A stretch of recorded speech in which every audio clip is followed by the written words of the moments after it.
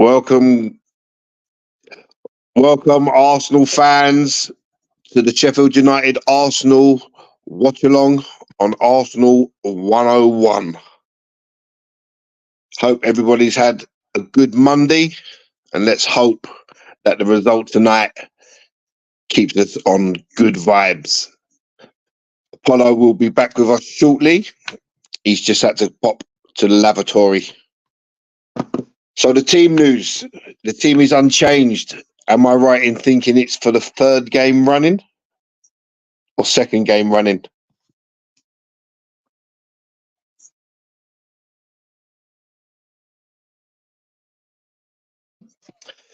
But the big news is that Thomas Partey returns to the bench. If you can see the team on the sheet that Apollo has put on the screen, the bench is looking extremely strong. You know, we had a few games where we had a couple of academy kids.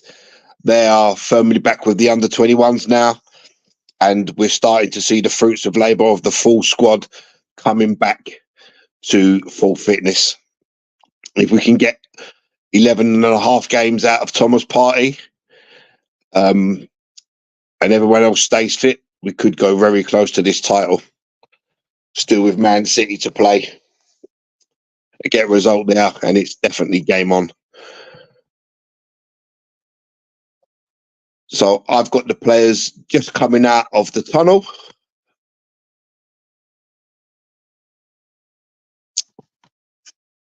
Have a look in the chat, see if anyone's around. Evening 18.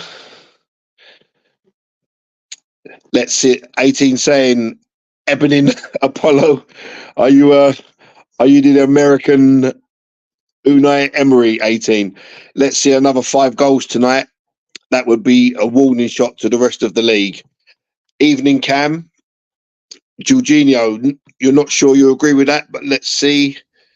Havertz at 9, back-to-back games. I think that's a really good sign. No idea why, but I really want us to score more than 5 goals tonight. Yeah, how you doing, Cam? How we doing, Emerson? Nice to see you there, mate. Yeah, I think it's a possibility, Cam, that we could stuff these lot tonight. It's not going to be easy by any means. It's not going to be they're not going to roll over and have their tummies tiggled. But we've just got to play our game, and you know, with the amount of shots we've let on target in the last 3 or 4 games, you're not going to really bank much on Sheffield United causing us any problems. But it all depends on what we do. Cam, as for Jorginho starting, I don't see why not. There's no need to rush Thomas Partey back. If we can get an hour out of Jorginho, 70 minutes maybe, and Partey gets a nice little easy 20 minutes, I'm fine with that. I'm absolutely fine with that. Apollo is back to rejoin us. Yo, what's going on, everybody? What is good, man? Football tonight, yeah, boy. Yes. So I was just reading some of the messages in the chat, Apollo, and we've got 18 questioning Jorginho's starting. Oh, okay. Well, in fact, I don't think. Sorry, Cam, not 18. Yeah, I don't think there's an issue with it because the simple reason is that our schedule is quite light, and we just had the Chelsea game rescheduled. So I think that the boss has looked at it and he's thought, right, I'm not going to struggle in terms of fitness for anybody, so there's no need for me to drop anyone and make any changes. I think we would have seen wholesale changes tonight, but he hasn't done it. Is because our schedule's really light. Well, do you agree, Gary? Yeah, well, exactly. Yeah, I forgot about that point. But let's not forget, after tonight, we face Brentford, and then we have a 19-day layoff before the Man City game. So I'm saying, I was just saying, get 60, 70 minutes out of Jorginho, bring on Thomas Partey for the last 20, 15, get him some minutes under his belt. I'm more than happy with that. Yeah, I'd give Partey 10 minutes today and then probably ramp him up against Brentford with 20 or 25 minutes. That's what I would do. But I would play it safe. Shout out to everybody out there in Arsenal land. Hit that like button on the video. Subscribe to the channel if you're not subscribed. On our journey to 10,000 subscribers, bro. Wicked, Yes, wicked. we are there. We are there. Game's It about wasn't to it. kick off soon. Wasn't it the other day you were saying there was 8,000, so we've jumped up. You've jumped up 2,000 in almost a month. Yeah, and it's funny because transfers is when we normally have a big jump, but because I was told by my inside sources that there won't be any purchases this January, I just sat back and watched everybody post videos about this guy's coming, we're after Ivan Toney, another guy's coming in, Udamenti's coming in, and I was just like, yeah. Who's gonna pay for it? Has anyone set up a GoFundMe? Emerson's just kicked off. And looks like I'm going to kick off in about 5 seconds. Yeah, I've got Declan Rice just ready to start the game. Yeah, me too. So I'm probably the same way as you are. Shout out to everybody. Love to all of you guys. Big respect for the team. As you guys know, we're unchanged from the I'm team on the that way. beat Newcastle. Right, okay. Why haven't I kicked a ball yet? Come on, Declan's walking around looking for someone to pass it to. Nobody, and he's passed it, so I'm on the way. Big news, guys. Thomas Partey's on the bench after being out since October with an injury. Jesus is on the bench as well. He was an unused sub against Newcastle. They reckon he could have gone against Newcastle, but since then, we've been told now that there's obviously a reoccurrence of the injury, and there's a danger that he might have to sit this one out in terms of this season because the injury is not getting rested at all. Shout out to you, Vincey. Love you like cook food. Big respect to you, bro. How you doing? Yeah, I'm not bad, man. Just recovering from a bad flu, so my voice is a bit nonsense. Evening, Gary, man. Love the intro. Evening, busy. No problem. Sorry, I couldn't join. I was trying to get the right device. Evening, family. What's going on, man? What's going on? Yeah, man. It's all good. Let's Go on, look Saka. Go on, Saka. Oh, Jesus Christ. Three chances in the opening 1 minute. Havertz has a shot blocked. Saka hits the bar. And Martinelli brings a save from the keeper. Oh, my word. Gary, are you at the game? No. I'm only at 0:48, man. So I don't know what you're saying. 1 minute 10. 1 minute 10. You can't be. I'm at 1 minute 30. Yeah, I'm at 1 minute 30 now, but the chances that I just saw was at 1 minute 10. I can't do with you guys, man. You guys are too much. This is madness, man. Guys, tailor the tape here. So Saka plays a great 1-2 with Jorginho. Oh. He cuts it back. Havertz has his shot blocked. Sorry, Declan Rice has his shot blocked.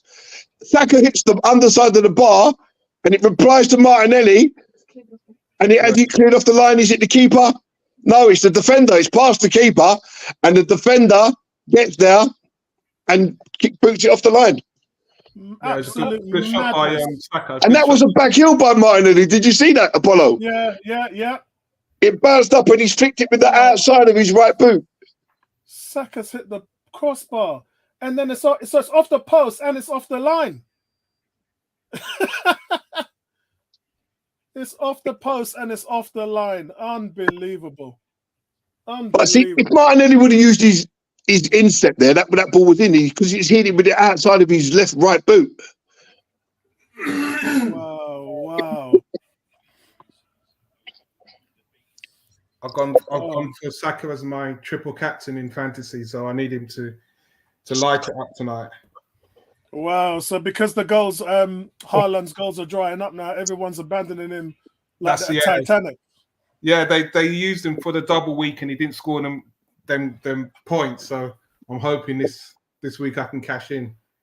Excellent, guys. An early goal. You can feel an early goal coming here for the Gunners, man. You can feel it happening within the first 10 minutes.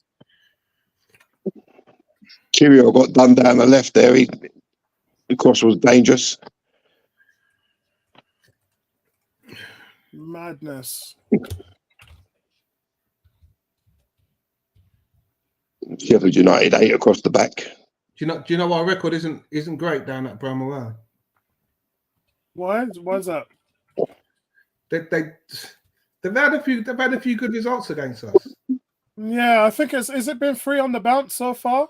Yeah. It's Oh right, Emerson shouting out to me at the moment. Cross it, Ben White. Oh! It'd have to be a real upset in the form that Arsenal go close again. Ben White crossing, it's Havertz. Just can't reach it on the stretch. Oh, and he's fully stretched as well. Oh my God. Could have been 2-0 up already inside 4 minutes. Emerson, Come again with Declan Rice. Yeah! Yes! Ødegaard! Unbelievable. The captain does it. 1-0. Unbelievable already. This is too much. 5 minutes. 4 minutes, 30 seconds gone. Arsenal 1-0 up, and it could have been 3. Wow. Brilliant. Wow. Look at the Sheffield United players walking back, totally dejected. Listen, guys, remember I said to you, I'm not going to stop wearing this shirt. And who's the ball? Who plays the ball? Jorginho feeds it in to Martinelli. Declan Rice makes the run for Martinelli, cuts it back, and there's Ødegaard. Bomb, 1-0. Have that. So it's Declan Rice with the assist. Is that 4 assists for Rice now? No, 6. 5. What? 6 assists, in it. I'm sure 4 corners, 1 free kick, and that one there. I'm sure it's 6. Unbelievable. Movement, and that's what I'm saying, guys. It's about movement, pace of the ball. The guys, they can't keep up when you're precise with your passing and your movement is intentional, and you're seeing that in these past few weeks, a complete change in the positive mindset with the play. Fabulous. You know what it is as well, Vincey? It's when you're getting these midfield players arriving in the box late. And that's something that we struggled with all season. Arsenal come again with Havertz. This is going to be a rainfall, guys. This is going to be a rainfall. Well, let's hope so. Gary, I kid you not. This is how I played football. On 5-a-side and 11-a-side. Just what you're seeing right now. Teams couldn't live with us. My God. It's the way football should be played. You got to have these midfield players getting past your strikers and getting into the box. Yeah, it's a necessity. Are confused. The reason why they're confused, and they have been since the beginning of the year, is because before Christmas, everybody was doubling up on Martinelli and double teaming Saka, and all that's happening is the ball's being played through the middle with these intricate passes, and defenders they've been forced to come in. They've been forced to cut in. But I mean, it's better passing in situations because the vision in the midfield. You're seeing Rice really step up. Well, do you know what it is as well? It's cutting out all this nonsense overplay. Yes. Ødegaard and Jesus, they was at it too much and there was no need. It's like we're saying about the inverted fullback. You don't need it all the time. No. You don't need to do 10 step overs and beat the same man 6 times. Beat him once, use the ball. So, guys, the good news is that we are now plus 40 goal difference. Liverpool's plus 39, City's plus 35. And what that means is we've got the rest of this game now, 90-odd minutes, to rack up as many goals as possible, because that's what it's going to come down to. And the one thing I've got to say about this is City are kind of scraping by. They looked great yesterday, but they haven't looked great of late. Liverpool are having to come back from behind. Liverpool have been behind 3 times in their last 5 games. And 3 times in those last 5 games, they've had to win in the 90th minute to get those points. What's this? New corner routine, Apollo. You seeing this? Sorry to disturb you. New corner routine. Oh, so they're standing on the edge of the penalty area. No, 3 lined up at the back post. Yeah, they're not even in play. They're not even in play even now. Wow. But Apollo, you see what you're seeing now. This is Arsenal's DNA, and we have to have an understanding of what the real DNA is. We have to. In the first half, if we don't impose ourselves on teams, it's a struggle. And when you're seeing us rampant in this first half with the ball movement and intensity, and we keep it up like that, teams can't live with us. And, there's a scene. I mean, our midfield, do you guys remember Rocky 3? When Rocky's fighting Clubber Lang? And Rocky's stuck in the corner, and he tries to get out of the corner, and he keeps throwing it back in. Keeps dashing it back in. Get back in the corner. Yeah, that's what our midfield are doing to opposing. That's a foul. Thank you, ref. Just straight up beating everybody up. As well. And we got Cam in the chat mentioning why is Jorginho starting, but what led to that goal was as soon as the ball went into Jorginho, it was a 1-touch pass to Martinelli, allowed it 2 touch to Rice, 1 touch to Ødegaard, and the ball's in the net. But it's the forward thinking that Jorginho brings. And that's why I'd have Jorginho in that. So quick. In that question that I think it was Tom Ashton asked if we were to play Real Madrid, George, I would have Partey on the bench. It's no disrespect, but I Come would. on, Ben White, throw the ball, man. You're going to get booked. Because in this form right now, Rice is playing phenomenal football. The difference is if you're going to have to use Rice to counteract the running and the movement of Bellingham, and that's the tactical style where then you bring Partey in. And you'd have Rice, track Bellingham wherever he goes. Yeah. Because outside of that, it'll be end-to-end stuff. Absolute madness. Shout out to Kirk as well. Big shout out to Kirk. I haven't seen you in the last couple of weeks, Kirk. I hope Brian playing on the halfway line, bro. Yeah. Emerson, big up yourself, man. You good?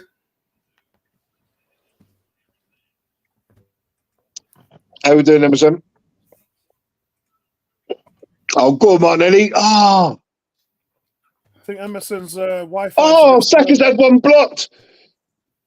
Two men flung themselves at the ball. He was dead centre of the goal. That would have been 2-0 without a shadow of a doubt. Oh, look at that. Yeah, it's good defending, though, there. Yeah, brilliant. Yeah. Two men flung themselves at the ball. But guys, when the team tries to counter-attack, look how easy it is for Arsenal to just win the ball back, and then the process recycles itself again.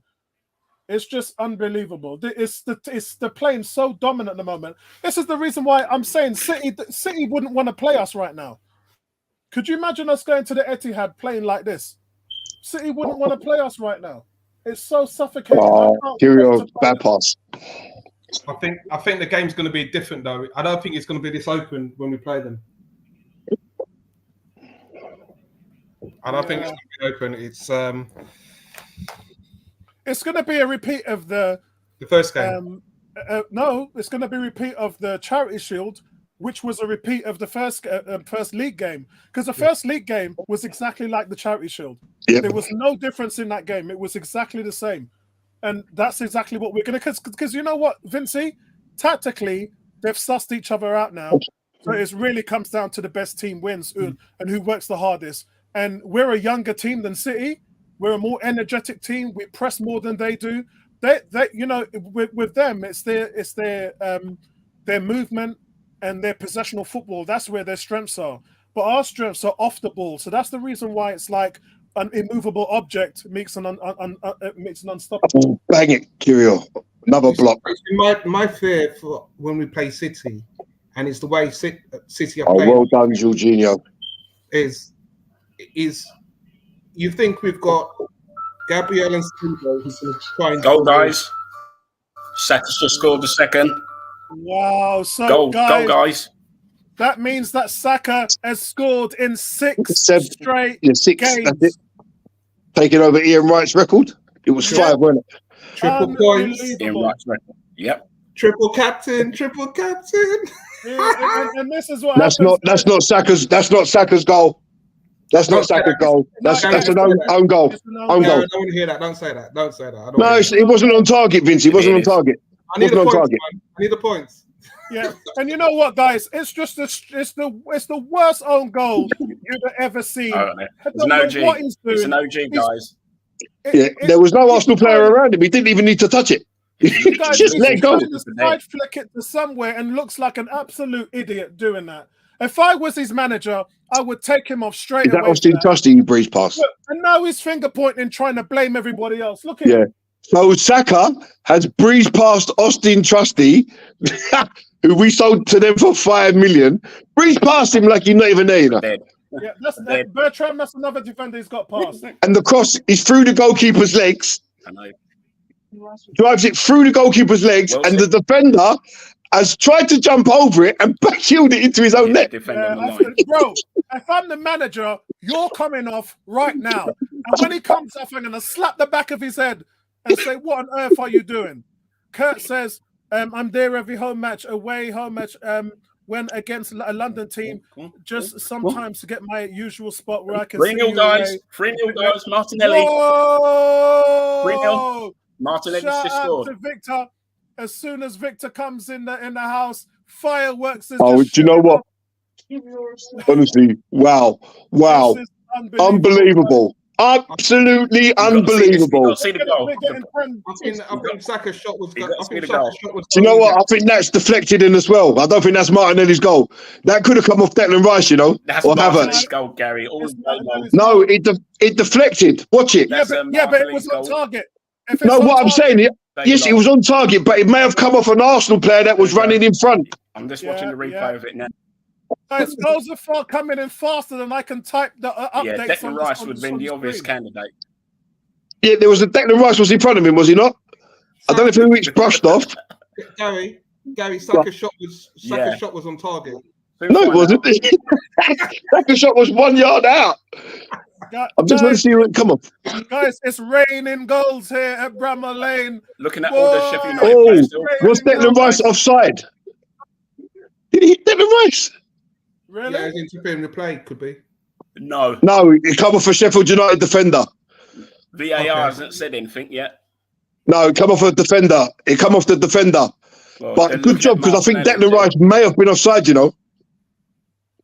It was on target, so hopefully it goes down as Martinelli's goal. They're looking at Martinelli on the picture, so they're looking at him to see if it. Hello. Oh, VAR's got involved now. Okay. Oh, there's a substitution ready for Sheffield United after 15 minutes. Is it that player coming off, though? The one that let that United players has gone off after 15 minutes. Yeah, but is it the one that let the goal in? No, his name's Bogle. That's a dance, isn't it? Has gone off, and Osborne's come on after. He wasn't bogling. He wasn't bogling when he scored that own goal. That's got to be embarrassing coming off after 15 minutes. What's going on, Bertram? Big up yourself, man. Yeah, Bertram says that's a long day. Who the exit, guys? Oh, that's Oliver Norwood, isn't it? Yeah. He's one of their best players, Oliver Norwood. Sheffield United fans are leaving. Sheffield United fans are leaving. All right, okay, here we go. Stadiums are emptying. Everywhere we go. Stadiums are emptying. Everywhere we go. Everywhere we go. Madness, people. Madness. Victor leaving. They're leaving. They've had enough. Pep's hand is in this team. Arteta is not this brilliant. What? Victor. Do you know the funny thing is we haven't actually had to be that brilliant to be 3-0 up. No, we've had to be brilliant because of what Arteta's done to this team since we came back from Dubai. Really? You know what? Everyone was asking questions, and Arteta just took the team away to Dubai. That's what wonders, Apollo. Fling some licks into them, and then come back, and then this is just ridiculous right now. I've got to say though, I do think Arteta does read the comments on. Seriously. Oh, Havertz, go on, Havertz. Oh, if he would have taken that down in front of him, that was 4. Things have changed, man. What a ball from Jorginho. Yeah. Jorginho is just taking the mick out of you. Yeah. Wow, this is madness, man. This is absolutely madness. I mean, guys, I got to be honest with you. I'm kind of feeling bad for Sheffield watching this, man. I'm not. 3-0 inside of 20 minutes. 14 minutes, actually. If I'm talking to Bertram. Bertram saying translates to 19 goals in this game. Bertram, have you seen Saka blast past his marker twice in this game already? Because he doesn't beat people, does he? He doesn't beat people. Cam said this is close to double digits. No, Arteta here. Victor kills me. Cam says, is Sheffield trying to get the manager sacked? I think that would be Arteta trying. Hasn't he already been sacked, Chris Wilder from Sheffield United? He got sacked and they rehired him, did he not? Literally, yeah, literally. Unbelievable. I mean, I'm looking at Vincey and Emerson's face, and I said this in the last game. I can't believe I've never witnessed this kind of destruction at Arsenal. I never have. Not even under Wenger, not under George Graham. I've never witnessed this level of destruction. I mean, this team is just destroyed. No, we saw some destruction under Wenger. Come on now. No, like come on, bro. Apollo. No, we used to blast teams 3-4-0 in the first 15 minutes and then just cruise through the rest of the game. Bro, this team, let me just say something to take that argument out. This team set a franchise record last year with 88 goals. And you want to hear the joke? They're on par to smash that record this season. It's just too many goals, man. It's too And so many they goals. should. And so they should. Listen to Vinci. You seriously think last season some of those chances shouldn't have gone in the back of the net? Oh my God. Listen, Jesus should have had about 30 goals last season. So they Pure should. destruction. He ended up with 10, didn't he? 10 or 11, Apollo? Jesus? Yeah. He ended up with You know, 11 last year. He should have had about 25, 30 of the chances that he missed. The It moment was obscene. the ref blows that whistle, man, it should be an onslaught. Oh, listen, you know what? I think if another 2 goals going before half time, this might be the first time in history that we might see a referee walk out in the second half with a white flag.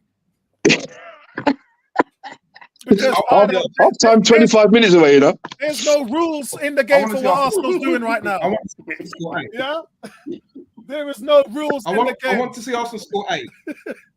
Richard, big shout out. They've already lost 8-0, Vinci, this season, have they not? Yeah, that's what a I manager want Arsenal to Arteta score at is. least 8. How high is he ceiling? Can Vinci, they Arsenal- lost 8 to Newcastle, innit?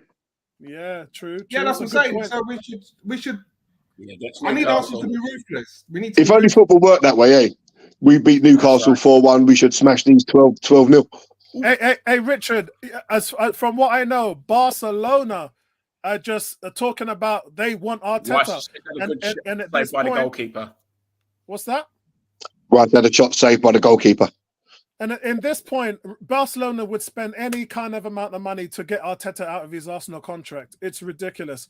Bertrand says, Gary, he finally found a player he can run by. The player that we sold, didn't it? No, he's been running by defenders on a weekly. Yeah, he's been doing that on a weekly lately. It's just switched on. Yeah, I just saw it. There's another chance there. Another chance from Declan Rice. Under Wenger, the league was a 4-horse race. No, it was Man United Arsenal. Arsenal are the team that smashed domination. We smashed Liverpool's domination. We smashed Man United's domination. And now we're coming again to smash City's domination. Yeah. Richard says, Apollo, you were on fire. I hope not. Otherwise, my wife and the rest of the guys in this panelists are going to start cursing me because of my lungs. Bertram says, if we score 5 or more, it would be the first time in the Premier League history a team has scored 4 or more. 5 goals in 3 5 goals games. or more in a consecutive way. Also, guys, remember, we've also got the records. Guys. What's that? But I think we need to save some goals for the second half because right now we've got the record for scoring 2 Havertz goals goes in a close. half in the last 7 halves. No, we don't. We need to be 5-0 at least half time. At least. I want goals. I got triple captain going on Oh, here. he just didn't get hold of it. Did he, Emerson? Just on the turn, he just didn't get enough of the ball. Have you checked your dream team, your fantasy team, Apollo? No, I ain't checked my fantasy team in ages. Right. I don't think I've checked it this Right, year. and I ain't the got the time, man. I'm too busy. I haven't got the time. I always say this when the league starts. I say at the beginning of the year, yeah, I'm going to make an effort. Yeah, I'm going to make an effort. It takes me 3 hours to edit a video. question for you guys. Just don't have the time. Mm.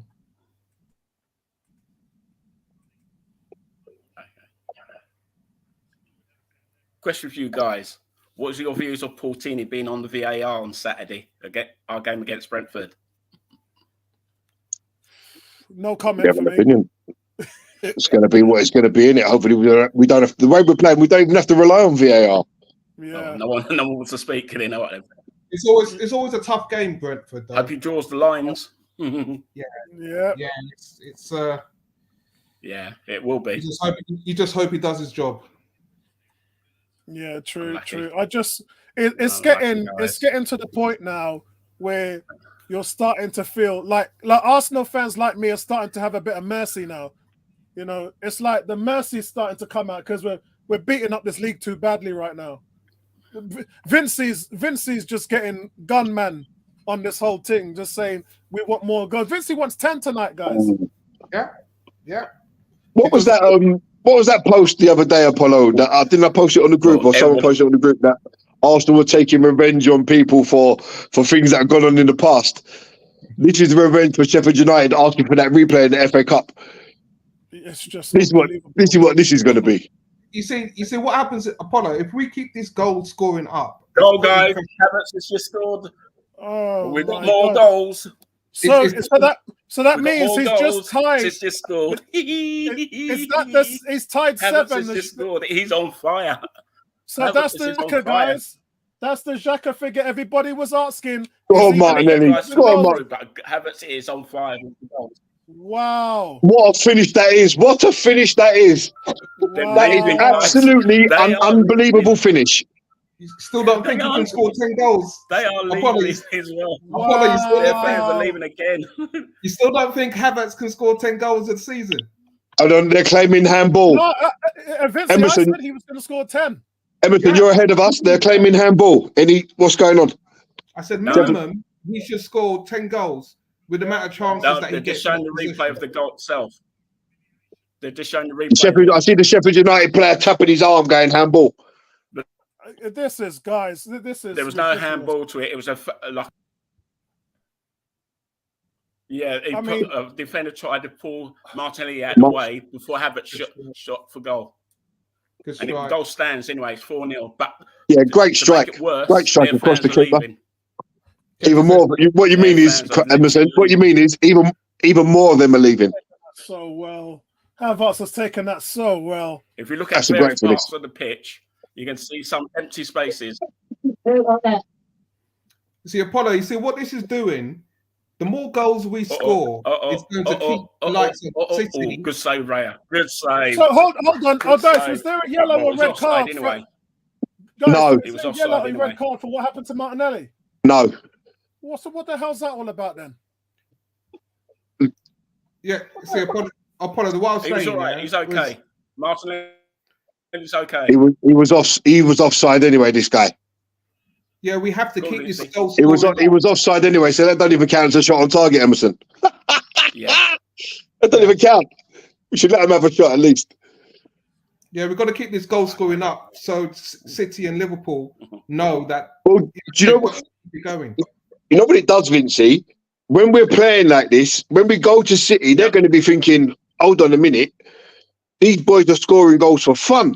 Exactly. They don't want an open game. They don't want to play us on the counter attack. Yeah. Saka's away again. See that cross there? You're going to see it. That's where I want to see Havertz getting across the front man. The cross is not great, but the player's got to get across his front man. Guys, I've just never seen a team play this, bro. Do you know what it is, Apollo? It's not so much the going forward bit, because we've seen Arsenal teams in the past do stuff like this. But what it is for me, it's when the other team get the ball, that they just don't go anywhere. It's a solidness behind the attacking force for me, which makes this team kind of stand out a little bit more. Guys, I was like this the last time we played, and these guys. What is that now? Smack. That's 29 goals in the last 6 games. What? And 3 conceded. Still need a striker. You can save your 100 million, Vincey. What are you talking about, man?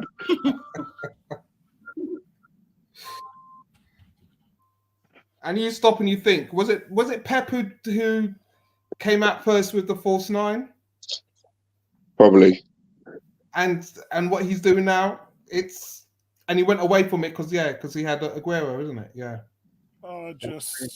But to be honest, I mean, the false 9 is only when Trossard is playing. Havertz is an actual playing as a number 9. But again, he's still not a 9 though, is he? He's not. Really He's not a 9, but just because he's not a 9 doesn't mean he's a false 9. A false 9 is the one that drops in to become a 10, innit, like Trossard does, allowing other players to occupy his space. Look at the passing. The passing. Oh, what? That's got to be a yellow card.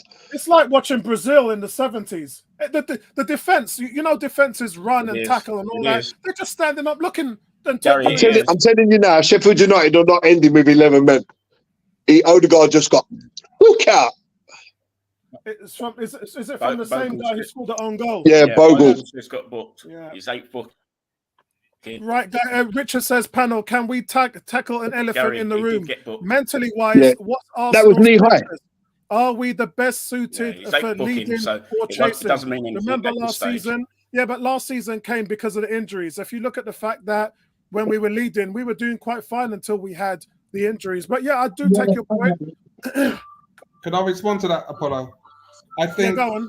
I think last season we had to go through that to learn to understand that, you know what, we've got to play each game and manage each situation when we're on top.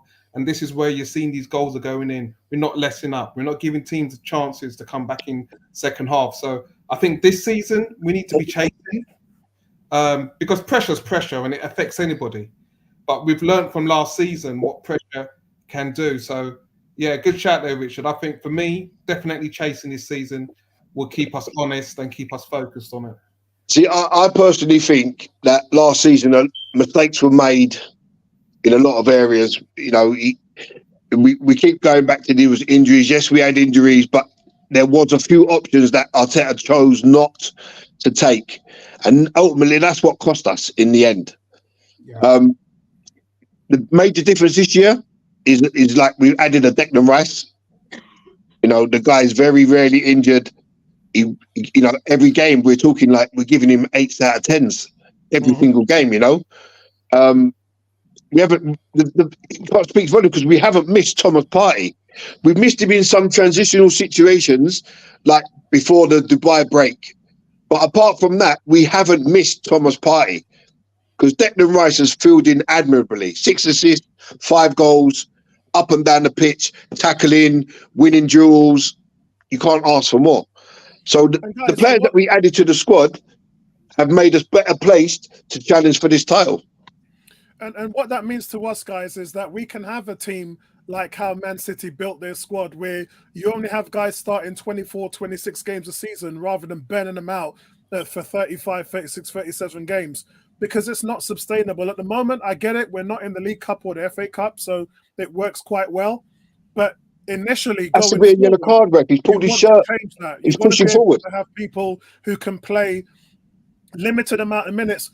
Re-sign Jorginho, and then you only playing 20 games in a season because there's just no point in playing him 32 years old, too many games and burning them out. Saka, why not play Jesus on the right as well as on the left?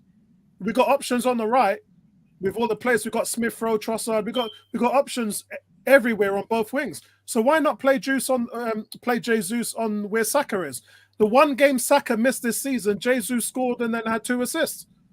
So you can rest Saka if you put Jesus there. The options are starting to kind of explode for us and what we do. Richard said expectation levels among the panel has me feeling well high. Yeah, bro. Last year I said we was going to win the league. I'm just going to leave it there. I think we all thought that though, didn't we? 8 points clear, and then it suddenly fell apart once Saliba got injured. Actually, let me get the list and find out who went for us. I was the only one who was in Islington having a party on my own afterwards because I think we still deserved it last year, but I couldn't really celebrate out loud. I think Apollo and Tony this season convinced me to go that we're going to win the league because I thought we finished second this year. What did I say? I said second, didn't I? Yeah, I think those two convinced I'm pulling me. it up. I'm pulling it up right now. I think I said second. But for sure, we're in a good position and we don't take it. You'll see me with my pitchfork in Islington. I'll come with one of them Bernie things. I don't know what they're called. Torch. I'm going to come with a torch. They're tiki torches. Right, guys. I'm just getting the list here, man, because I haven't revisited this in a while. There must have been more than Apollo and Tony that said about we're going to win the league. Must have been. Yeah, there was. But they were confident. Now. They were proper confident. Yeah, I'm going to say Ebony definitely said we're winning the league. Right, guys. So looking at the list here, final league positions, which is here. Yeah. First of all, I said the tops. I was the only person who said top scorer is going to be Kai Havertz. So I said we were going to win the league. So did Gary. He's right. Oh, I about did. I said win. Okay. So did Danny. So did Nabil. So did Bertram. So did Tony. The For African what? Luna, Ebony, Vincey, and Tom. So only Lewis, my son, and Neomis said that we weren't going to win the league. Yeah. So Gary, I'll take that back from you. Thank you. You're right. Yeah. I thought I said second, but Yeah. listen, we got a chance. We got all the chances in the world, but we keep playing like this to the end of the season. And you know, like I said, we got to play City. I'm not worried about Tottenham. I'm not worried about Chelsea. I'm not worried about United. They don't want to play us. Yeah. You know, Nobody does. Nobody does. What team wants to play us? What team is that? Tottenham are gonna be Jorginho, running stop their it. mouth. Yeah, Stop it, Tottenham's gonna be Jorginho. running their mouth, but you know we should have beat them at our place, and I can't wait to get me some White Hart Lane business in that new Dotty Stadium. Stadium new, but still Dotty. Stadium toilet bowl. Yeah, man, still the toilet bowl for me, man. Oh, Insulating football. listen, Jorginho is running this game. Emerson, you just saw that goal kick he pulled out of the air with nonchalance and then just laid off a pass straight away. And he's just almost set Martinelli up there for number 5. Yep. Cam says, King Kai, score more like that and I might end up liking you. G says 8 straight halves scoring at least 2 goals. Yeah, that's what I said. That's a record. Well, it was a record when we did it last week. This is just extending a record. Bertrand says Partey 35 minutes. Again, I will still say Partey 10 minutes. I'll only give him 10 minutes in this game. said 15 or 20. Yeah, because I just want to ease him in nice and slowly. The guy has been out for literally 25 games or something like that. Yeah, it's just too much. I'll give him a minute. I wouldn't give him a lot. Kurt says, what's the most goals scored in a Premier League match? I don't want to see him. Seriously, I don't want to see him, Gary. Ooh. I don't want to see him today. We serve no purpose seeing him today. I think personally, is that a question for Gary and Emerson? What's the most goals scored in a Premier League match? is it not 9-0 in it? No, I think there's double. No, I haven't seen. I don't remember anyone getting double digits. Yeah, Man United against Ipswich. Yeah. No, We got no one's 9. got more than 9. I think Man United against Ipswich. I've seen 9. I think I've seen 9 twice. Tottenham beat Wigan 9-1 in 2010. That's the only one I remember. Southampton, I know, got done by a few. They hold the record then.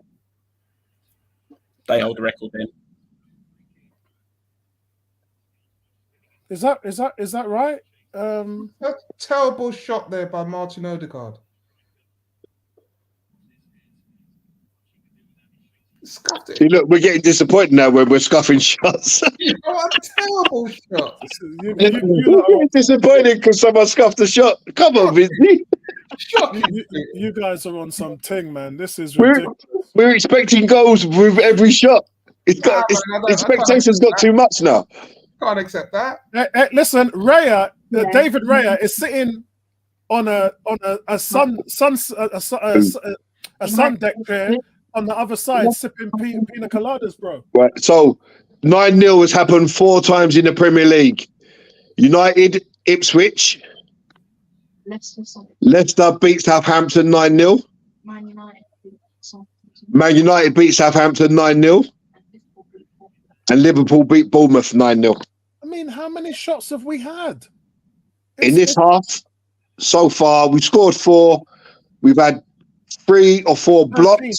Yeah. And the keeper saved 2. Declan Rice. Whoa, it's party time. There's number 5. We've still got 7 minutes to go to half time.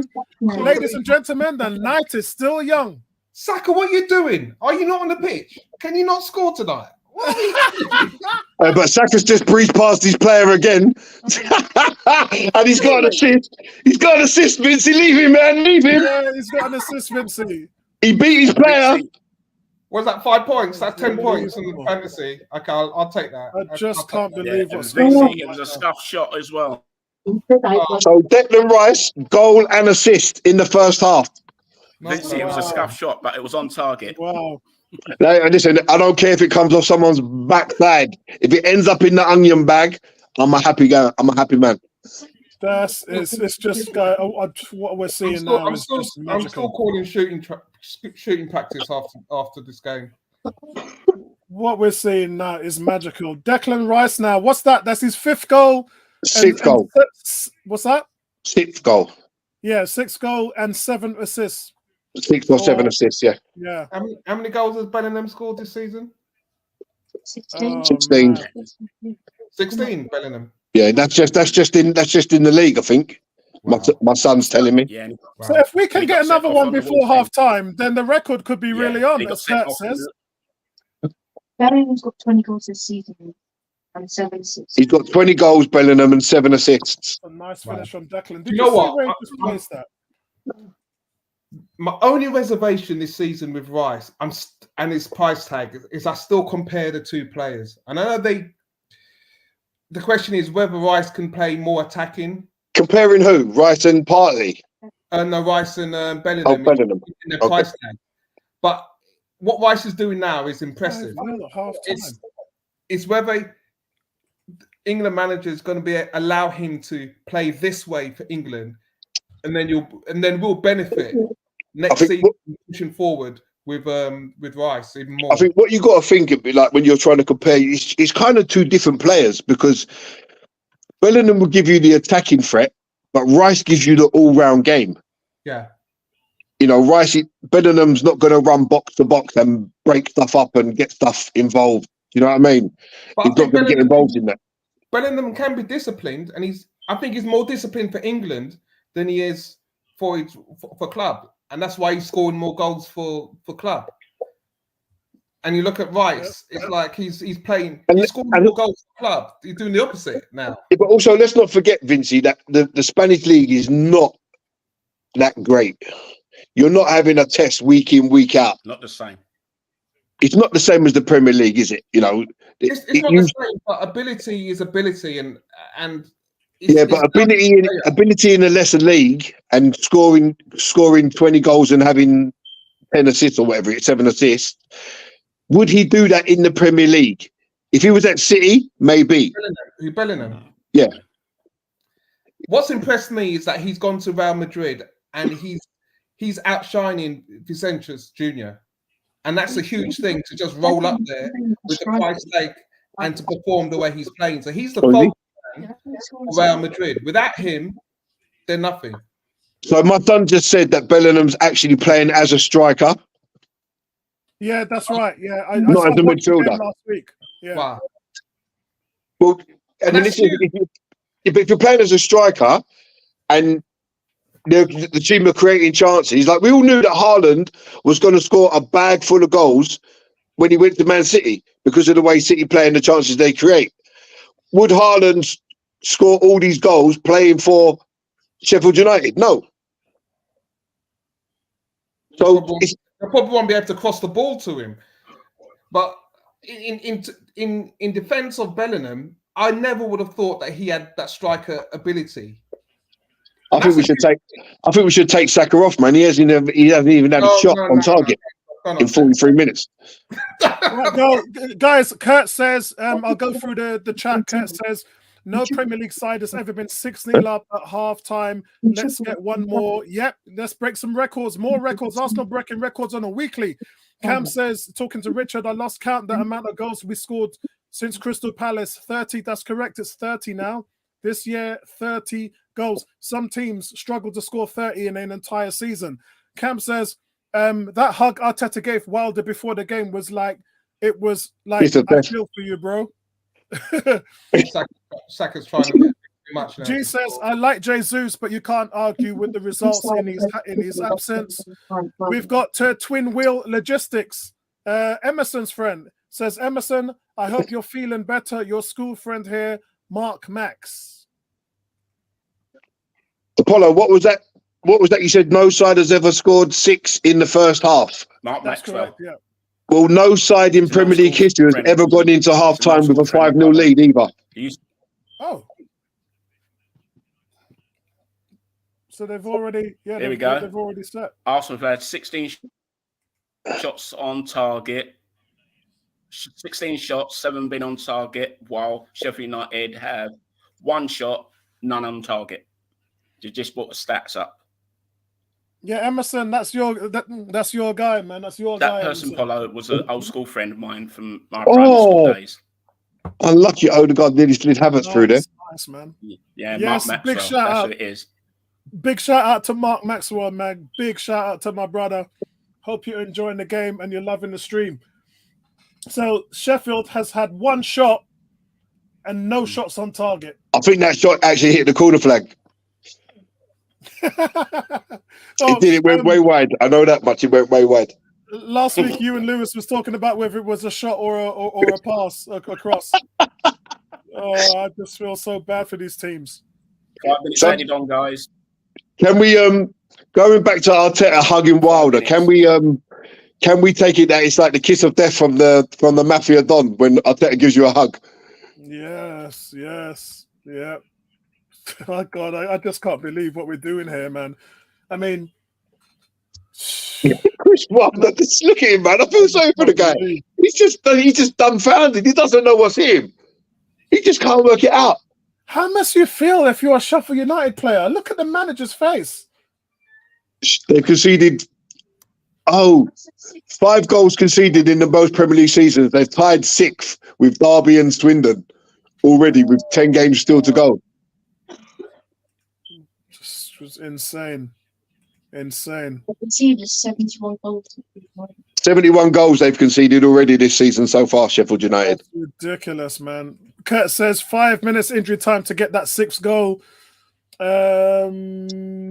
We don't need it. We've already broke record. So yeah, we've already broken the records apparently.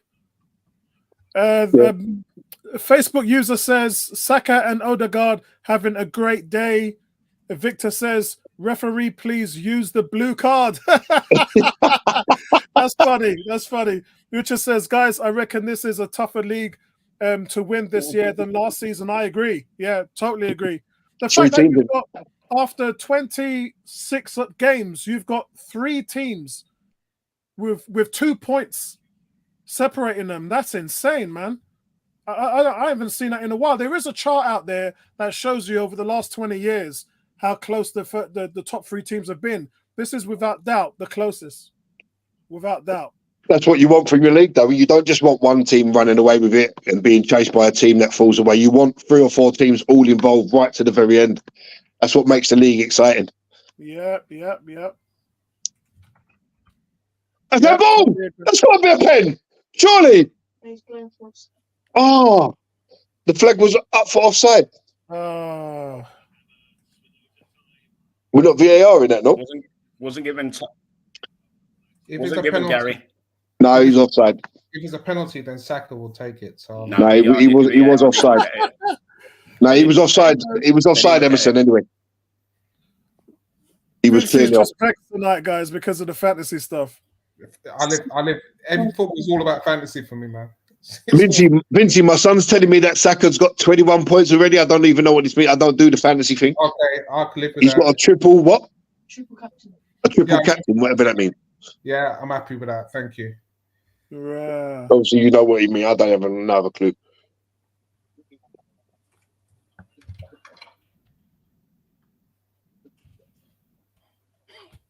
That's stadium. That's got me through. Fantasy's got me through some years when Arsenal have been playing some. They've thrown away stuff. You know, you just focus on players' development, like Walcott. He's had some good seasons, and Van Persie and Sanchez and stuff. I love fantasy, man. Love it. Oh, what a run that was by Saka. Look, got to play these couple of these balls, man. They're going too much in March and May. Oh, it's Damien. Damien says not scared of City or Liverpool at this level. G is saying also got to add in that we lost a disappointing fashion at Porto and still rolled on not gaff as we battered Newcastle, and we're doing the same to Sheffield. Yeah, and look how quality our team Newcastle is. They're not fighting relegation or anything. They were Champions League team this season, and still we rolled them over. Victor says Liverpool, City, Arsenal, who's going to drop the ball? I thought it was going to be Liverpool, but look, they're still much cheating themselves out every week. And then City yesterday, for an hour, they were 1-0 down. G says, Apollo, your voice sounds much improved. Look, I'm getting there, bro. Every week is an improvement for me. I'm getting there. Kurt says, Vincey, like you, I need Saka to score a few goals tonight as I have him as captain. You know that, man. You know that. Vincey, you want to read that one out? Panel, what do you believe Arsenal or should do in the Champions League? City want cups. Would we be best served going all guns for the Premiership? Both. Gary?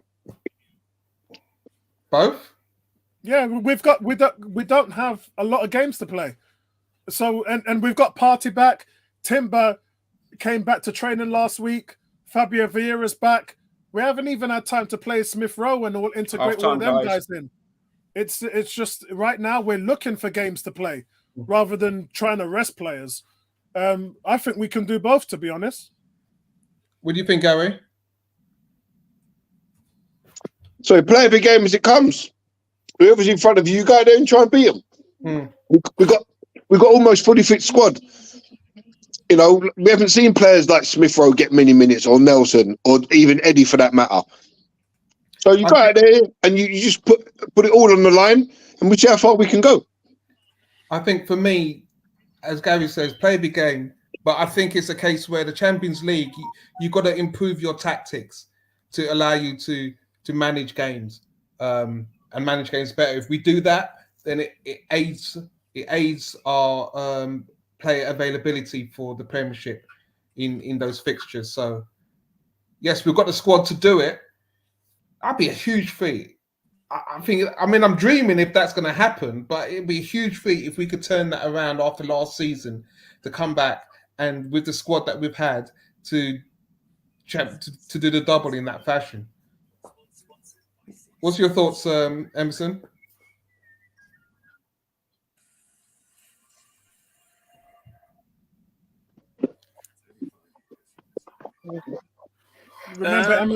Remember, Emerson's on a delay. Like you said, and what Apollo said, I'll take one game.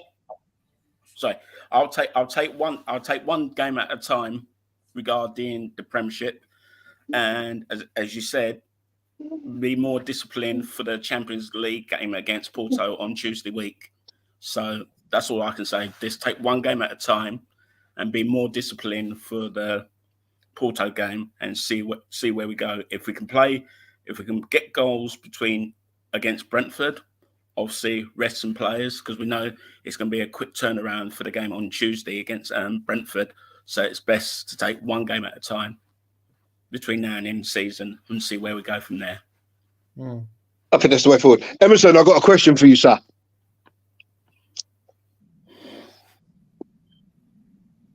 Go on. I was watching the under-21s against Chelsea, and Chelsea had a player called Silcott Dubry. Yeah. Now, my son was trying to convince me that Silcott Dubry was related to Tosia Dubry. Any truth to this rumour? The answer is no. Told you. Simple as that. Thank you, Emerson. Thank you. Someone's better arguing with me, Vincey. He was arguing with me that they're brothers. They're brothers. How can they be brothers? They got different names. They could have a different mum, innit? Right, guys, it's half time here. It's just been a one-sided contest. I went off to actually go and take another question. Thanks, Emerson. Well, hold on, guys. Hold on. Because I just want to get your feedback on the half. It's the boos are ringing all around the crowd. Arsenal emptying stadiums like they're doing on a weekly, and it was just a first half masterclass by Arsenal. And it's at both ends of the pitch as well. We keep talking about the goals going in, but we keep forgetting that we're also not letting teams have a shot on us, and no shot on target for Sheffield. A lot can be said by the 5 goals. I mean, it's getting to the point now where we're talking about records. We've just broken 2 today. First time a team has scored 5 goals in the first half, and there's now 2 goals scored in the last 8 halves In the last 8 halves, that's 4 games, Arsenal have scored more than 2 goals or more in a half, in 45 minutes. It's absolutely ridiculous. And it's just been sublime. I mean, for me, guys, I'm enjoying this more than I've probably enjoyed any other time, just watching it, because from a sheer point of enjoying football, enjoying the movement, the passing, teams just can't, it's too fast for them. I remember watching the Newcastle game. I was saying to you, lot, the movement is too fast for them. They can't do anything. If a player's holding onto a ball, then you can trap him, you can play gaps on him, or you can try and tackle him. But because the ball's moving so fast, all Sheffield United players are doing is just looking. It's like a ping ball machine. You know, when you're playing ping ball and the ball's going all over the place, and all your head's doing is moving left, right, and center, but your body's not moving. That's what's happening to these defenders. It's just magical the way that the ball is being moved, and it's just so good. Gary, what's your comment on the first half? Yeah, totally agree with the points that you just made, Apollo. After the break in Dubai, there was a noticeable shift in the pace that we was playing at. There was no dilly-dallying on the ball. The overplay was cut to a minimum. And we just reaped the benefits. The quicker you move the ball, like you say, no one can get near you. The quicker you open up chances to shoot, to score goals. And that's exactly what we've done. But for me, the impressive thing is that even when we lose the ball, we don't look in any danger. We don't look like we're going to concede. Saliba and Gabriel are just so strong, and they cover for the centre back. They cover for the fullbacks. Sorry, and we just don't look in any danger. Raya has had nothing to do in the last 4 or 5 games. I think I've just been reported Raya's on his way home, or he's in the showers. Yeah, he's in the showers. Raya going to come out with a deck chair for the second half, man.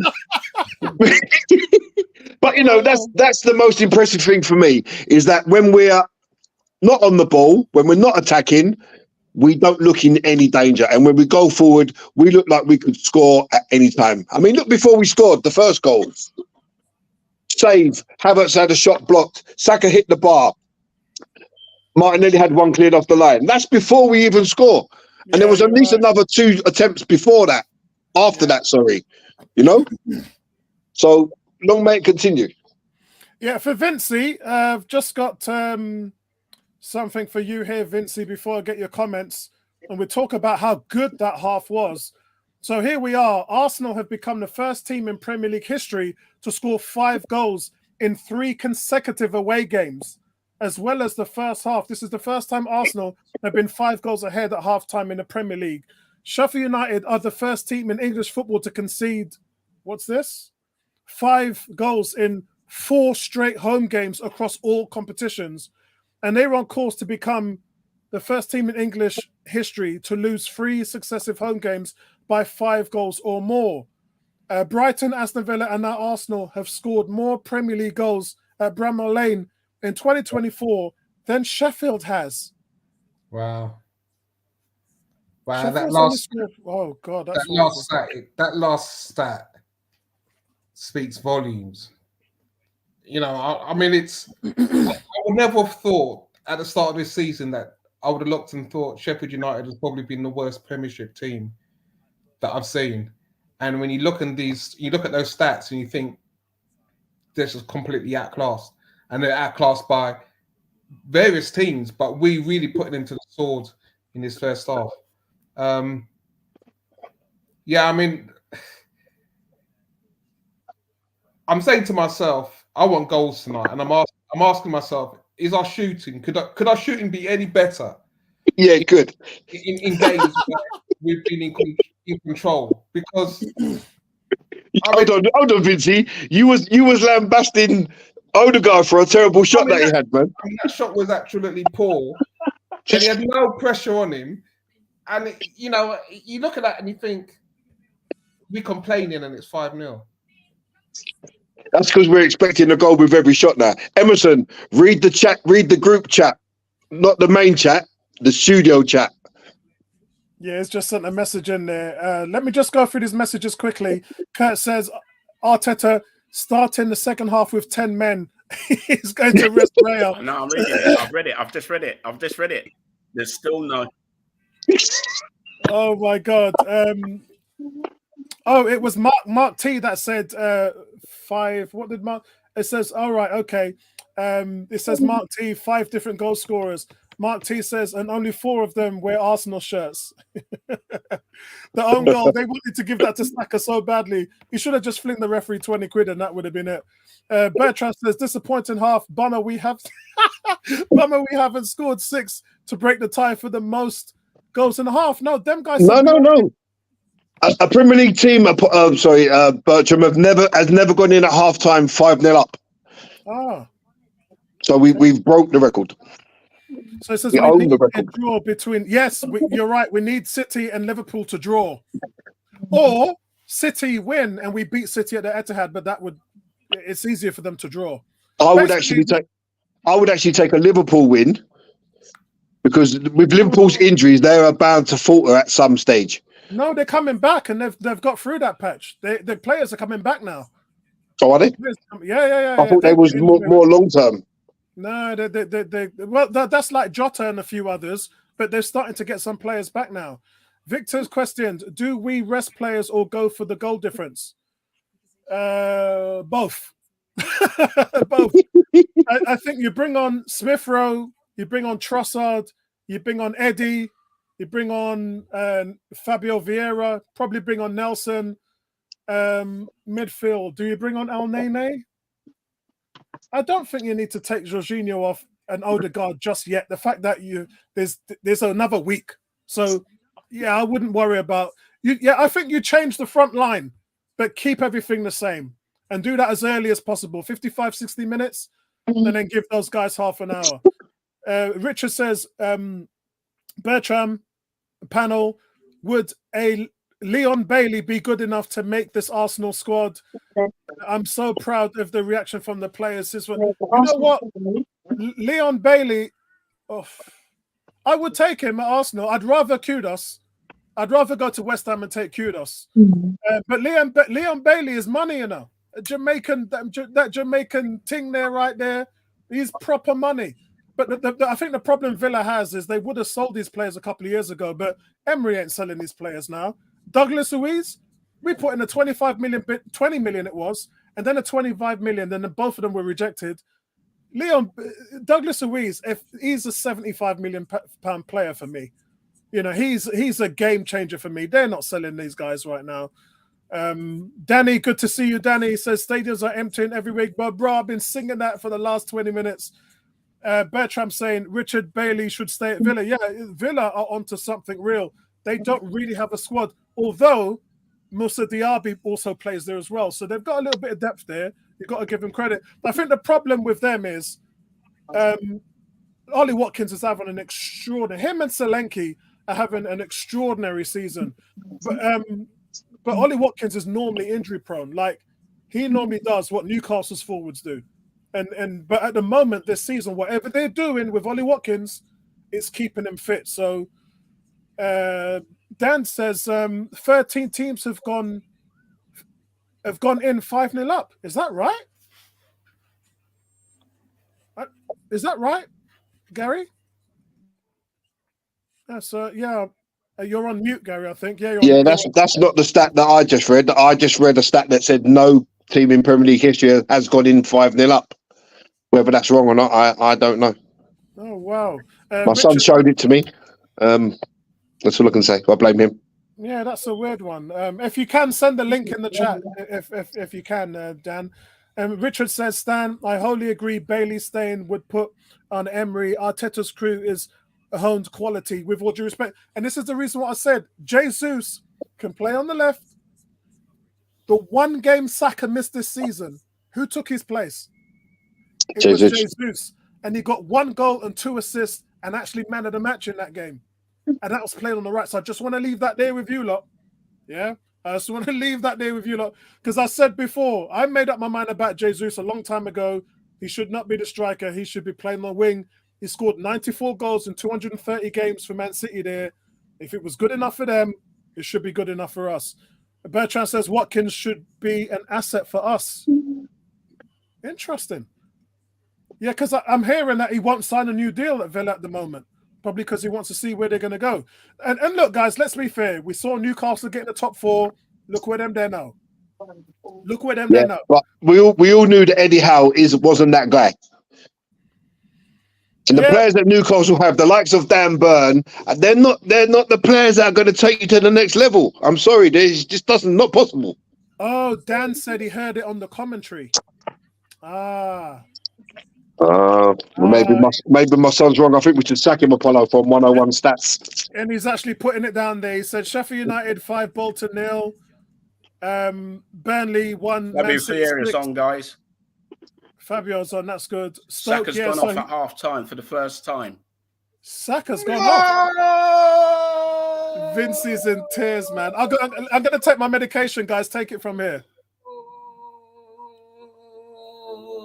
Saka's gone off for the first time in 45 minutes. What a waste of a No points for Vincey tonight. Oh man. Gutted. No points for you, Vincey. Gutted. They've just made 3 and then Sheffield United have made 3 substitutions as well at half time as well. See, I think that's the wrong move, bringing Vieira on for Saka. I don't get that. We've seen him play on the right. He doesn't play on the right. So they got a young kid on marking. Is Martinelli off? No. Saka's carrying it. I think that will help Martinelli, his movement with Vieira on that other side. No, he's still on. He's still on. We've seen him play on the right, Vinci. It doesn't work. He's not that guy that's going to dribble past people. He's a guy that finds space and sets stuff up. Well, you're probably locked to see Ben White getting down to the bar line and doing the overlap. Martinelli's taking a knock, guys. Just to let you know, doesn't look good. I'm not sure what part of it looks like it's his face by the looks of it. Let's see. Just showing the replay again. No, the thing, Bob. Sheffield United player just flicked his hand out, and he just Martinelli on the side of the face. Martinelli has got to stand up and carry on running there. That is pathetic. I don't care if you got smacked in the face.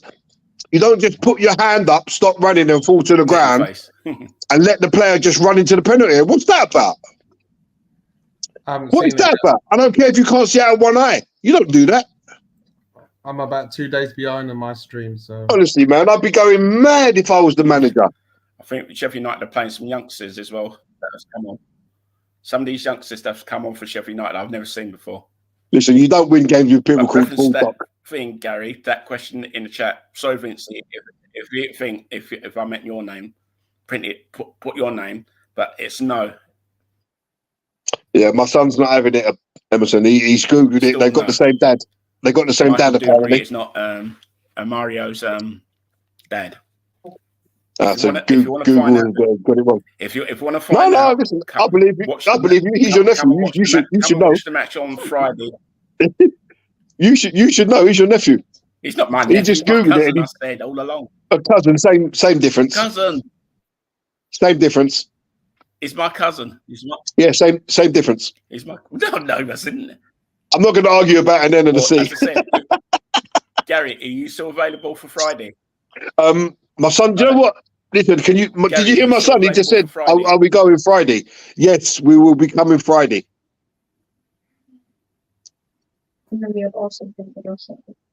Well, you get a chance to see who Mario's dad is. I know Michael Dubry anyway. Michael Dubry was an Enfield boy. I know for a fact he's not.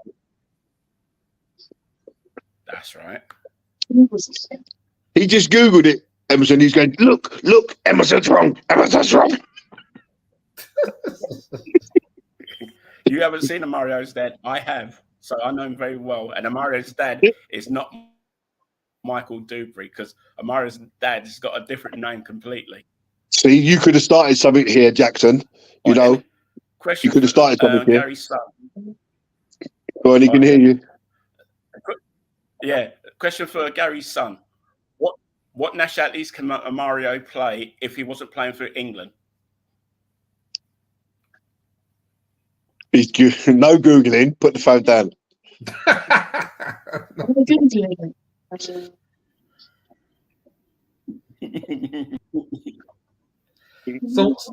So what is an acceptable scoreline from this point in at the end of the game?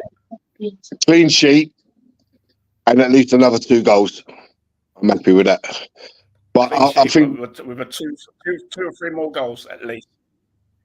Hmm. And to be honest, I mean, Sheffield United look proper up for this second half. They must have had a rocket. But I don't like the fact that he's brought Vieira on. I don't get it. I really don't get it.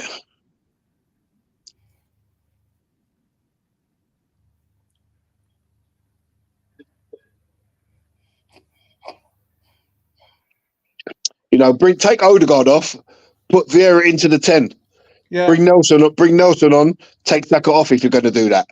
It doesn't work with Vieira on the right. He's not that guy. Mm-hmm. He's lightweight. Yeah, another 2 goals, clean sheet, good night's work. Let's go home.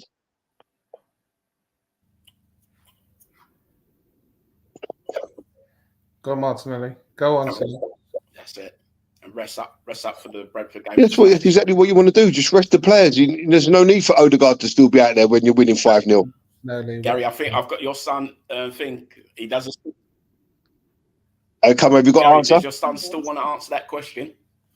What team, what nationality would Tomiyasu play if he didn't pick England?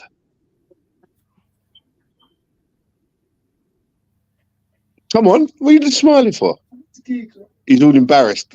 Just guess a nation, bro. Guess a nation. That's the place I got. That was Google. Oh, he said Montserrat. That's the place that Google said. Emerson, is it a Caribbean island? Okay. He's got one right. He Googled it, that's why. It's not well. I have to go onto Wikipedia. He's got one right, but I ain't going to tell you the other one. Oh. He's got one right. And I'll say Nigeria.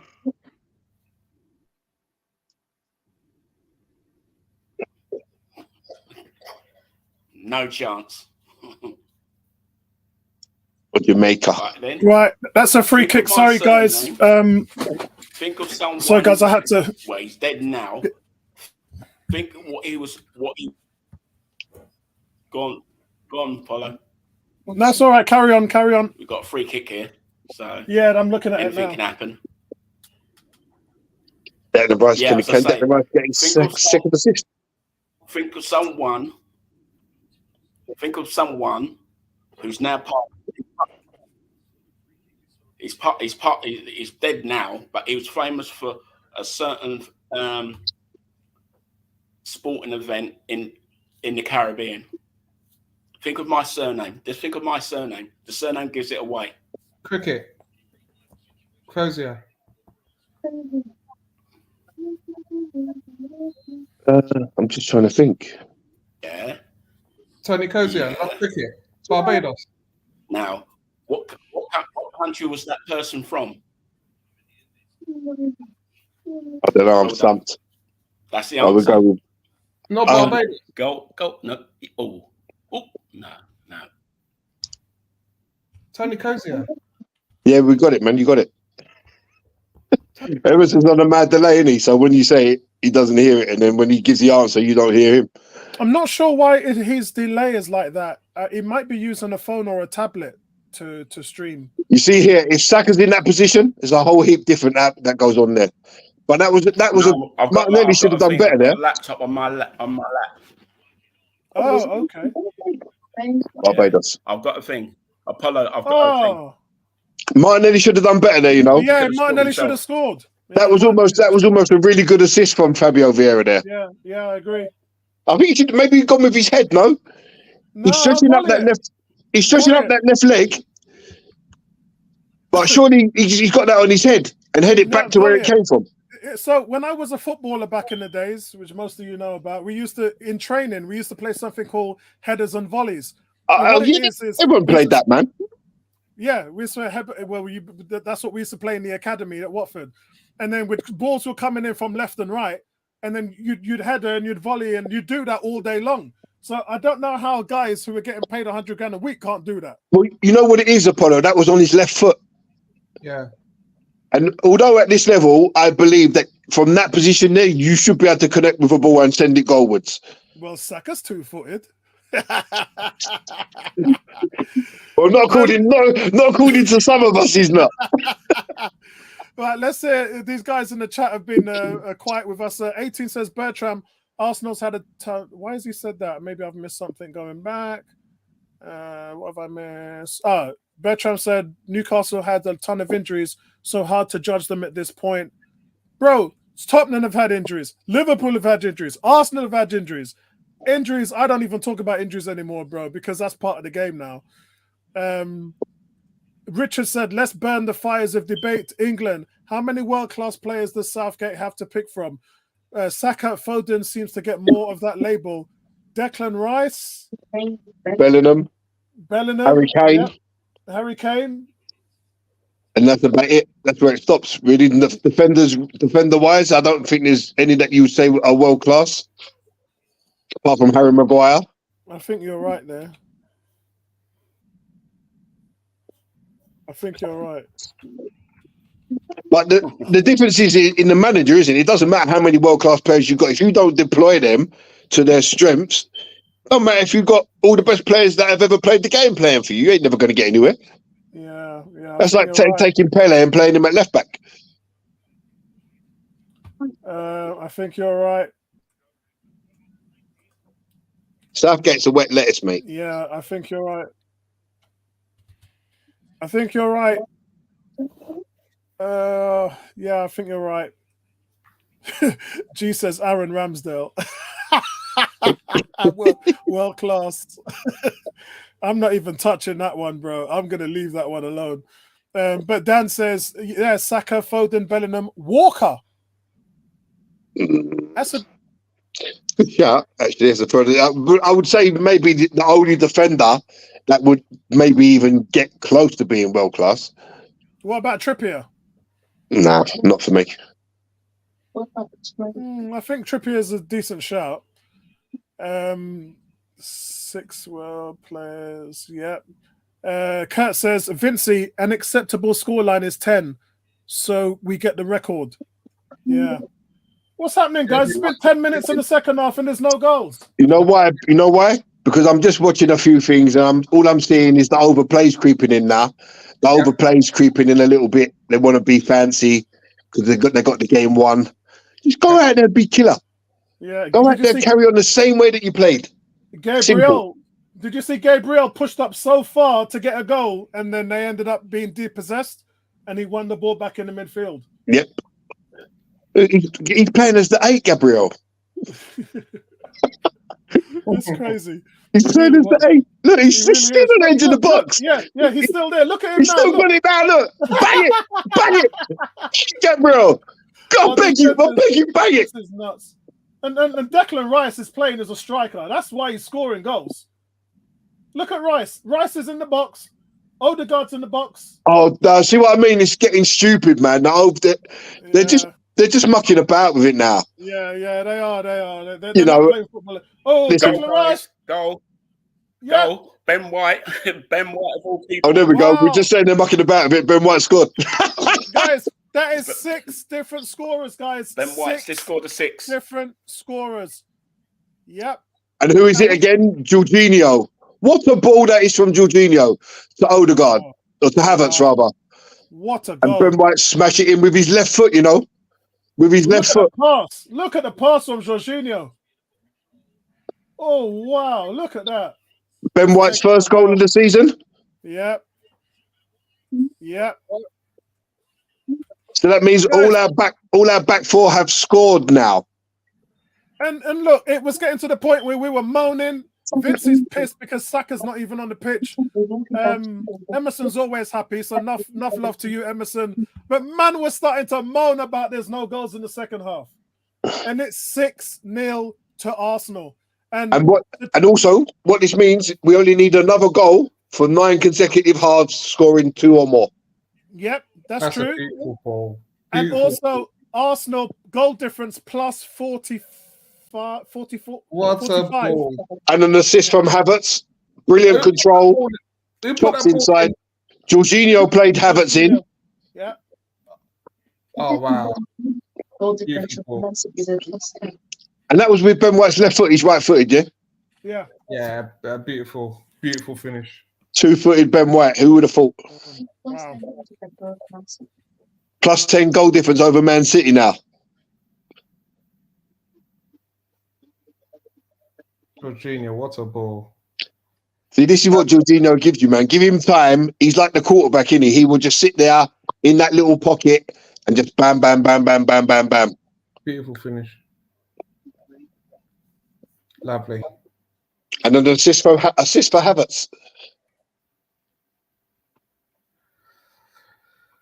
I campaign. I think we should have more than 3 players from one team in fantasy football because Well, at the moment you just pick all these, like, wouldn't you? you can have a field day with Arsenal. Today you've got 10,152 points. Could you imagine? It's just like, look, they're showboating now. Look, they're playing with flair. I don't mind it, but I'd rather see them come out and bang in another 3 or 4, like the same way we was playing, without the little tricks and flicks. Yeah, be ruthless because go out there. Why couldn't we go out there in this 15 minutes of this second half? We've had really 1 shot scored. So what if we would have had 5 or 6 shots? Maybe that would have been 5 or 6 goals. Yeah. I want that ruthless killer instinct because that's what all the great teams have, right? All the great teams, they want to bury you. And when you're dead, they want to nail the coffin down. They want to bury you some more. Then they want to build a wall across the grass. And then we want to build a house on top of that wall. You know what I mean? They want to bury you 10 times. And that's what we need to be. Now, I'm going to really ask a question here. Considering how fluent we're putting the ball in the back of the net right now, how do you think this team would face against the Invincibles? And I think they stand a chance. I think the Invincibles will win. Yeah, I'm with you, Invincibles Emerson. will win. Yeah.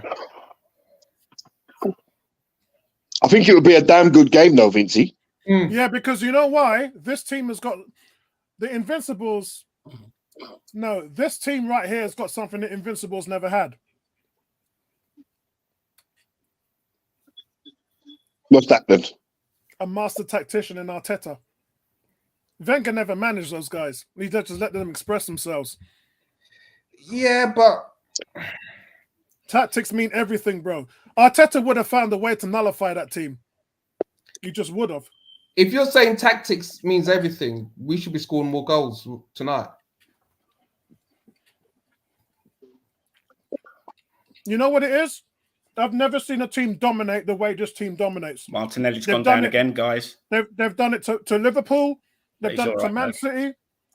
The way they press, the way they suppress teams and suffocate them, Invincibles would have had problems. This lot would have sorted out the. This lot would have given them a run for their money. Cedric, Partey, and move out the way. And Jesus is about to come on shortly. So Partey is going to get some minutes. Man like Jose Reyes. You seriously?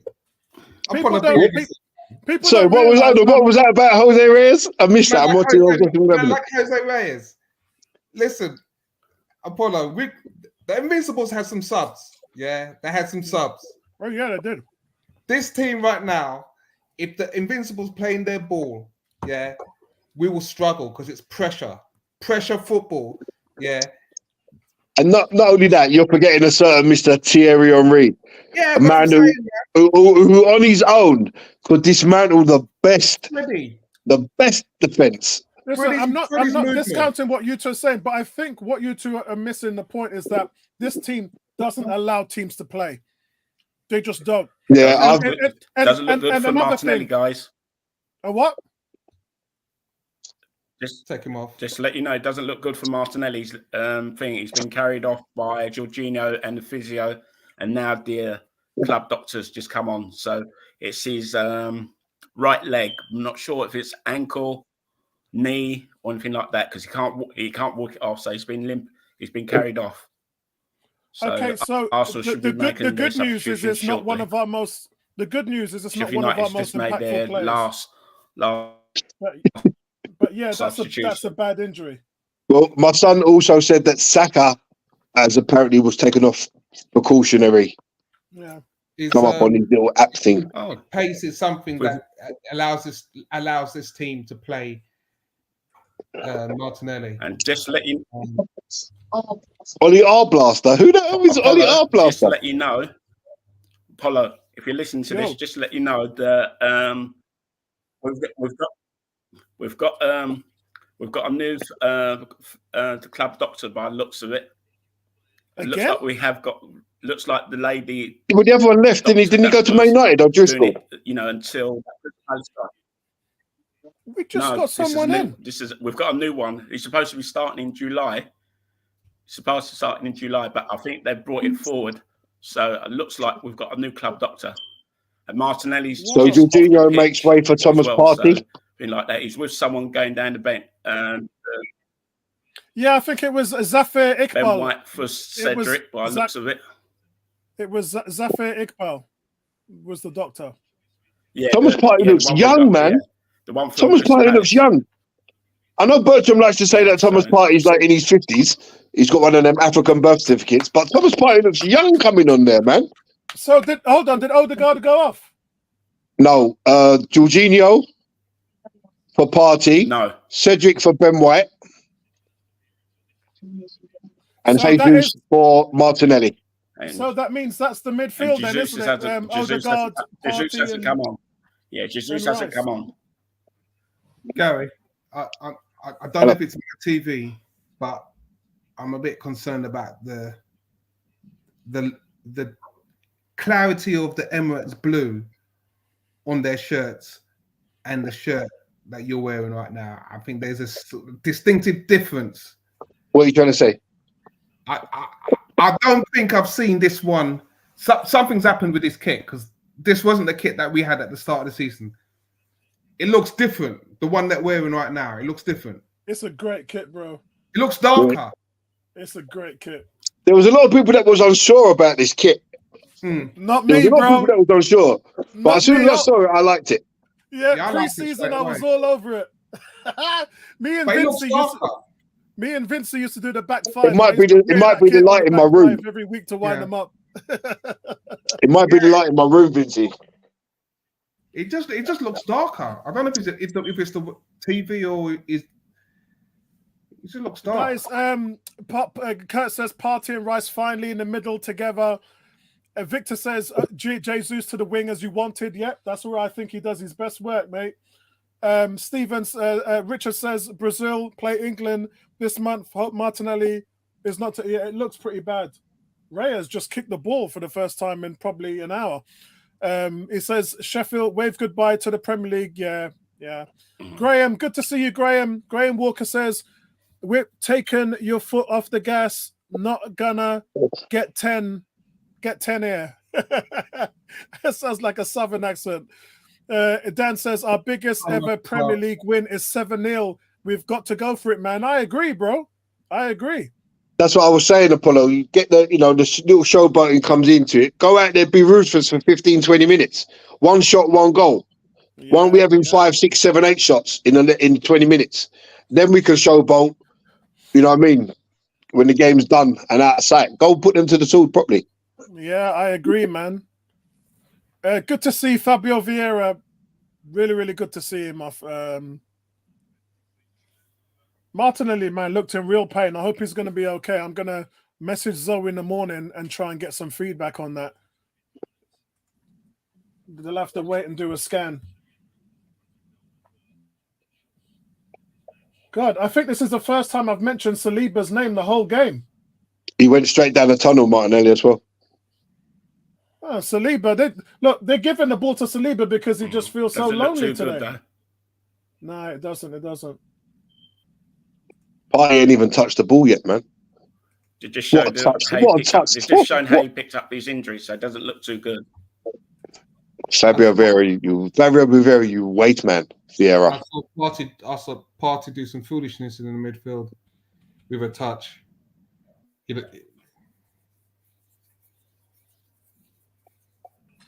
I just wonder. He got caught. Martinelli got caught on the foot when he was taking a shot. Yeah, Victor, I heard one of my sources said, and I'm not a United fan, that's why I don't really talk about when I hear things like that, but apparently Graham Potter had a meeting with Dan Ashworth last week, a secret meeting in one of the hotels around Elstree. So that's what I heard. One of my sources who works at the Village said that they were in a meeting. So think of that what you will. Yeah, Ten Hag is not staying there. He'll get sacked. Yeah, I agree. He's another delusional guy. He's another delusional guy. Trying to say that United were in the game. They had possibilities to win it. They had possibilities to draw it, and they was unlucky to lose it. Delusional, man. City, he was never going to hold City out for 90 minutes. This is just madness. Richard said, Partey, Rice, Ødegaard. Yeah, baby, that's the depth that we really want to see. Does Emil and Eddie stay and grow? We need all the players, bro. The thing about it is the squad is not finished yet. It's close, but the worst thing you can do is start getting rid of players who can help you. Yeah. You know what? It's funny how Cedric in the last 3 or 4 games has come on for minutes when he never got a look in before. That's obviously because Tomiyasu was injured. But I always thought Cedric was a decent guy. Yeah, me too. I'm yet to be convinced. What, on Cedric? Yeah. You're not convinced now, you never will be, because he'll be leaving this summer. Yeah, I'm saying I'm yet to be convinced in why we actually purchased him in the first place, but he's here. Fabio Vieira, go home, Fabio Vieira. This guy frustrates the life out of me. He got played in, he tried to keep it in, he done a overhead kick into his own face and back out. The ball went out of play. You see, I look at, and here's my one criticism if there is in this game. You stop and you think, okay, Saka gets injured, Martinelli gets injured, who are you going to put on? Okay, he's put on Vieira. But Nelson still can't get on the pitch. Yep. And I'm just wondering, where does this future lie at Arsenal?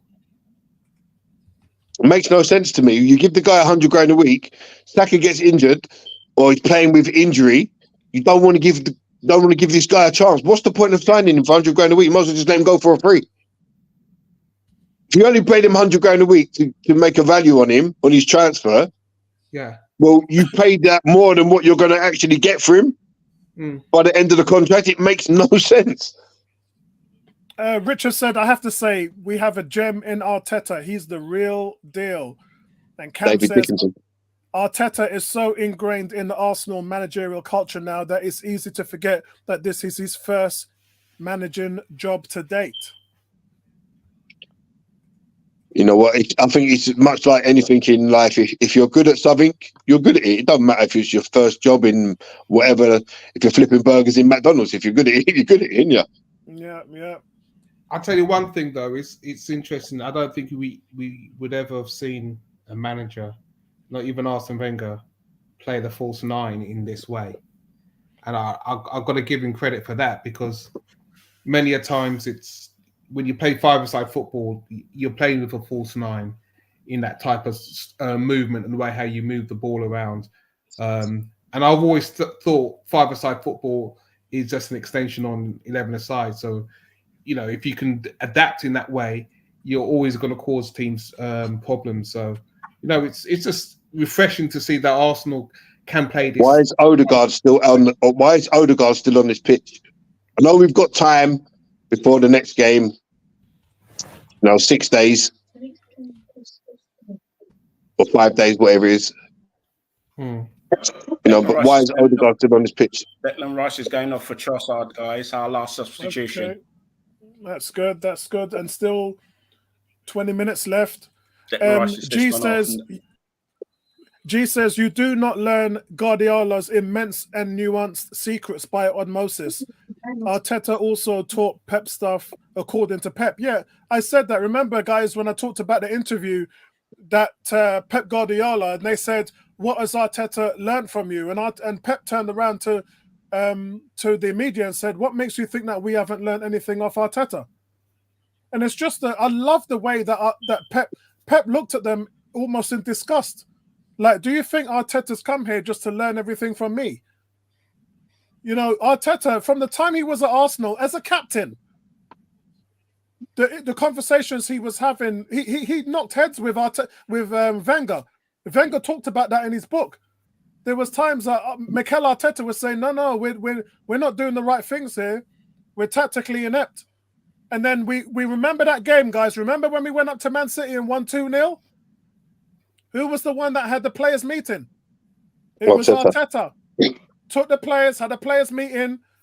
They didn't want to come as well, remember? And it was Per Mertesacker and Theo Walcott that rounded up the troops and says, look, let's give it a go. And then the players gave it a go. They went up there, won 2-0. I think it was Giroud and Cazorla were the scorers. We're going to throw it the back here.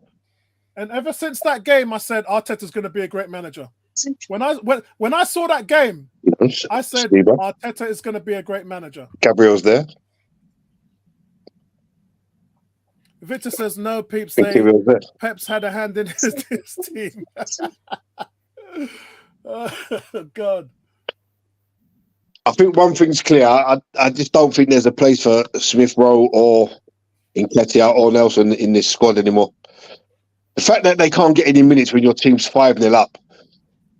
Yeah, I mean, you can only give everybody minutes who you can give. I mean, guys, Gary, as Arsenal fans, we have to change the way we think.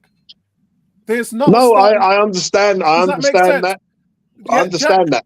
Jack Grealish, all them players that they got there, Walker, all them players. There's no longer a starting 11 in this team.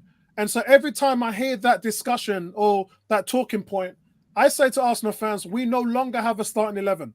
We start who we need to start because it's got to the point, Gary, where whoever you take out and put on, you're going to get the same impact. Yeah, I understand. I understand that totally. You know, it's the same in any sport. You play your best 11. You know, for the task in front of you. But I think also we see what Trossard can do. We see. I don't think Vieira should get a look in over Nelson or Smith Rowe. I don't see what Arteta sees that Vieira's going to bring over them two players playing out wide on the right. I just don't understand that at all. I miss Thomas Partey, you know. Yeah, Partey, we know what he's going to do. Did you see them little intricate passes there, playing the ball out of the back? See, why don't you shoot there? Look at him. Look, he's just like, people talk about Rolls Royce. This guy's a limousine. What a ball! What a ball! Oh, that would have been the goal. He's got to shoot there. He's got to shoot. Who played the ball? Saliba, wasn't it? It was Saliba, yeah. What a ball. But Jesus has got to shoot there. Yeah, he's got to shoot. That's his problem, though. He doesn't shoot. Yeah, that's his problem. Saka there is shooting. Martinelli there is shooting. Trossard there is shooting. Yeah, you're right. You're right. Yeah, you're right. What a terrible, I know, I was going to say terrible corner, but he gets to retake it. Pushing in the box. So Thomas Partey is playing the... Isn't that a foul? Isn't that a foul? He's pushed him over, referee. He's retaking of the corner. Yeah, don't come in there and give a speech. He pushed him over. You see, you know what I don't like? If it was the Arsenal player that pushed him over, he just would have given a free kick to them, and then that carried on. It just don't come in there and give a speech. It's just ridiculous. Thomas Partey needs to play the Ben White role. It's another terrible corner from Vieira anyway. Oh, Kyrgios put a free header miles wide. Lovely ball in from Ødegaard. See, I don't think Ødegaard should still be on the pitch. What's the need to risk this guy? With, you're winning 6-0. wrap these boys in cotton wool. Yeah, I agree. I think he's used all his subs, hasn't he? He has. Yeah, Yeah, but this is what I'm saying. There's certain people that we need to wrap in cotton wool. Ødegaard, Saka, Saliba. You know, these guys need to get their rest time when they're not needed.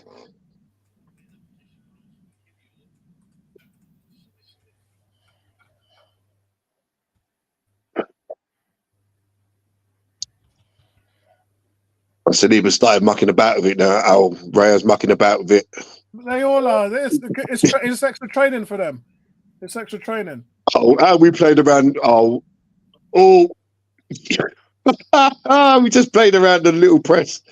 Oh, not enough on it. That's unlucky, man. A little bit more on that ball. That was clean through.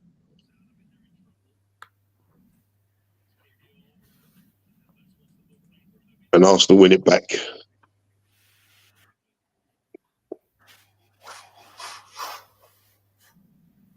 Come on, one more goal, Arsenal. At least one more. Let's keep this record going. 9 consecutive halves.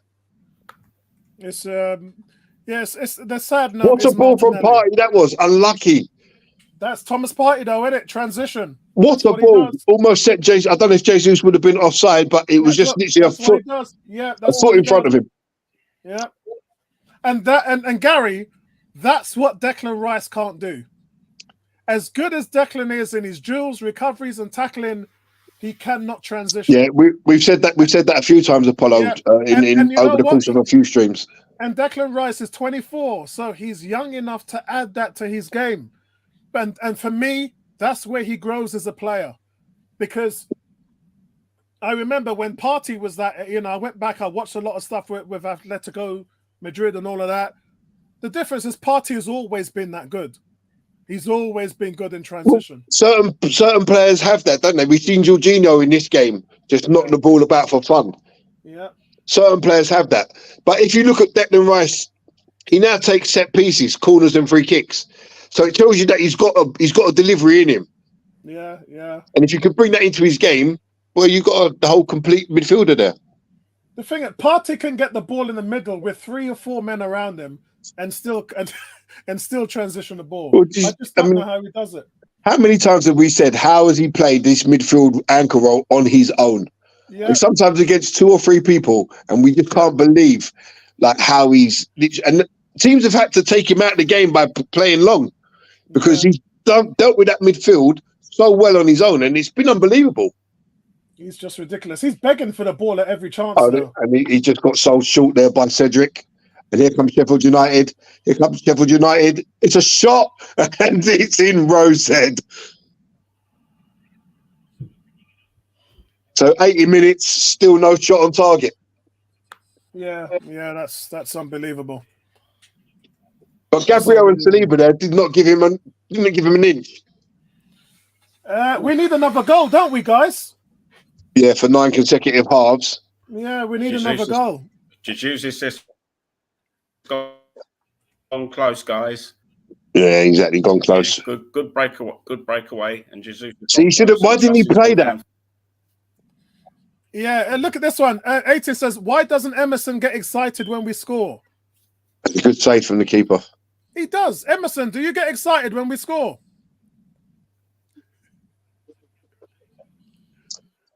I thought Jesus should have put the player through. Was it Trossard on his right hand side? Was it Ødegaard? He should have just played him through. I think so. He's been out a while.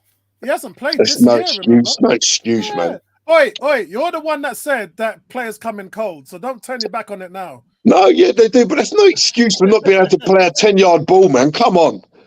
You could be out for 20 years and still be able to play a 10-yard ball if you see a guy running through. Actually, that's a decent save from the goalie. He's trying to curl him there. Yes, a decent save. Yeah.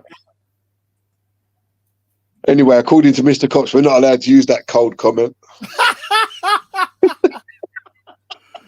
What's that? Oh, God. I've got this thing where you say, like, when you're bringing on a player coming in cold, innit? You ain't started the game, you've been sitting on the bench for 17 minutes, you're coming into the game cold. Well, Tony doesn't like the saying. He thinks that every player should be able to come in, hit the ground running, Yeah, he and thinks be up players to are like speed. he thinks players are like Formula One tires. Where you preheat them, and then when you put them on the car, you're ready to go. Tony thinking about a warm up because enough man on Sunday League will get warmed up and they'll be shattered by the time they come on. So they don't. they never match ready. Yeah, Tony took me to task over this comment a few times on the stream. Because give it up, Tony. Give it up, Tony. He's coming in cold. Fabio Vieira actually put that corner right on the money. Very disappointed in this half. Very, very disappointed. Right. What kind of a shot was that from Sheffield United? He's managed it. I don't even know what players they've got on the field right now. I ain't heard of half of them. I don't even know. Oh my word! That was Bogle. He tried to Travella with the outside of his right foot, and it went pretty mile wide. To give Sheffield United credit, you'd expect them to come out and put a performance in second half, and we were really on top first half, and we could have got more in first half. But at the end of the day, clean sheet. It's a good away performance, and I think that's a real marker down with that goal difference.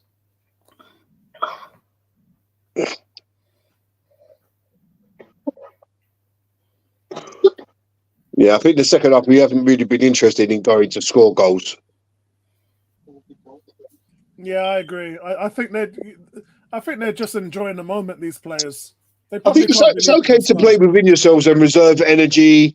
No one's busting limbs, no muscle strains. Just get through it with no injuries or no more injuries. Oh, what a touch there from Ødegaard. Oh, free kick. I wonder why he caught the ball.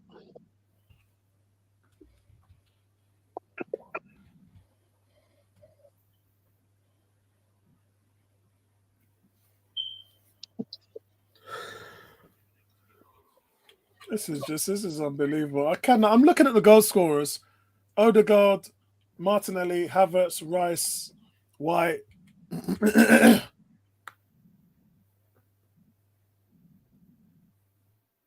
It's unbelievable.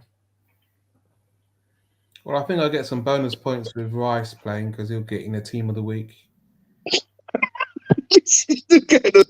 Fantasy. I'm just looking at it. I mean, I've been struggling to keep hold of Fiona. Fiona's had a great season this year. Yeah. I've never done it. Never ever done it. My friend Tony. What's a ball? Oh, you got to jump, Jesus. He normally wins it. But Jamie's been doing good as well. Anthony Roach. Kurt says, I don't think our under-21 team would lose to Sheffield United. What would you say about that, Emerson?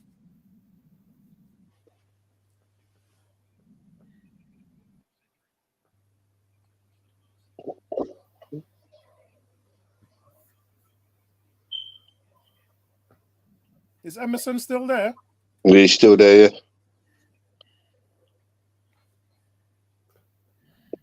Emerson, what's your thoughts on this? I'm listening. It's hard to say. It's hard to say regarding our under-21s team. If we play to our strengths, possibly get a draw out of this. If we played this Sheffield United team at present. Here we go. Oh, nearly. No, I reckon we'd get a draw. Because don't forget the under-21s. It's a thing. What a ball from Thomas Partey to Kai Havertz. Are you being serious? So there's only one or two that's guaranteed that will start. Oh, Jesus! Go home, man! He was offside anyway, Gary. I don't care if he was offside. I don't care that he was offside. I want him to shoot or cross the ball. Well, that drag back. Yeah, Thomas Partey is ridiculous. Thomas Partey's box office. You know, if he was offside, so be it. But cross the ball, put the ball in the net. Who knows? He didn't know he was offside. Thomas Partey's box office, man. Yeah, 100% Apollo.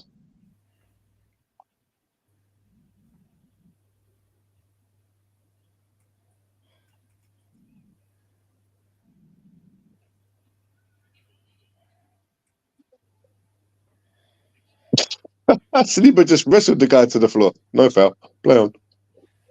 Gabriel, man. Havertz in at the 6 now. Gabriel Jesus. I'm sorry. I'm stick by my initial statement. I want to bought him. Yeah. Nefet's Tok. I'll just call it Nepets. Says time for Sheffield United to get demoted and stay there for a little while. There's been talk that notoriously three teams that come up don't automatically get relegated now. That hasn't happened in a while. And quite a few people said that the 3 teams coming up last year were actually going to be the 3 teams going down. I think what's different now is all this points deduction and all this investigation and all this stuff happening. That's really going to throw a spanner into the works, because there's a case to make. There's a very strong case to make that Luton might actually survive. But yeah, I'm not gonna lie. This has been horrible. I mean, I remember Blackpool came up one year and had a year like this, where it was just like they were out of it before Christmas, like they were relegated at Christmas, and it's just horrible. I feel bad for them. Cam says, I can feel for Sheffield United fans from a personal experience, like parachutes not working, etc. So stat just popped up on the TV there. Our invincible season, 2004, 2005. Was that our invincible season? Yeah. Yeah. After 27 games, we have scored 5 more goals than the invincible team did.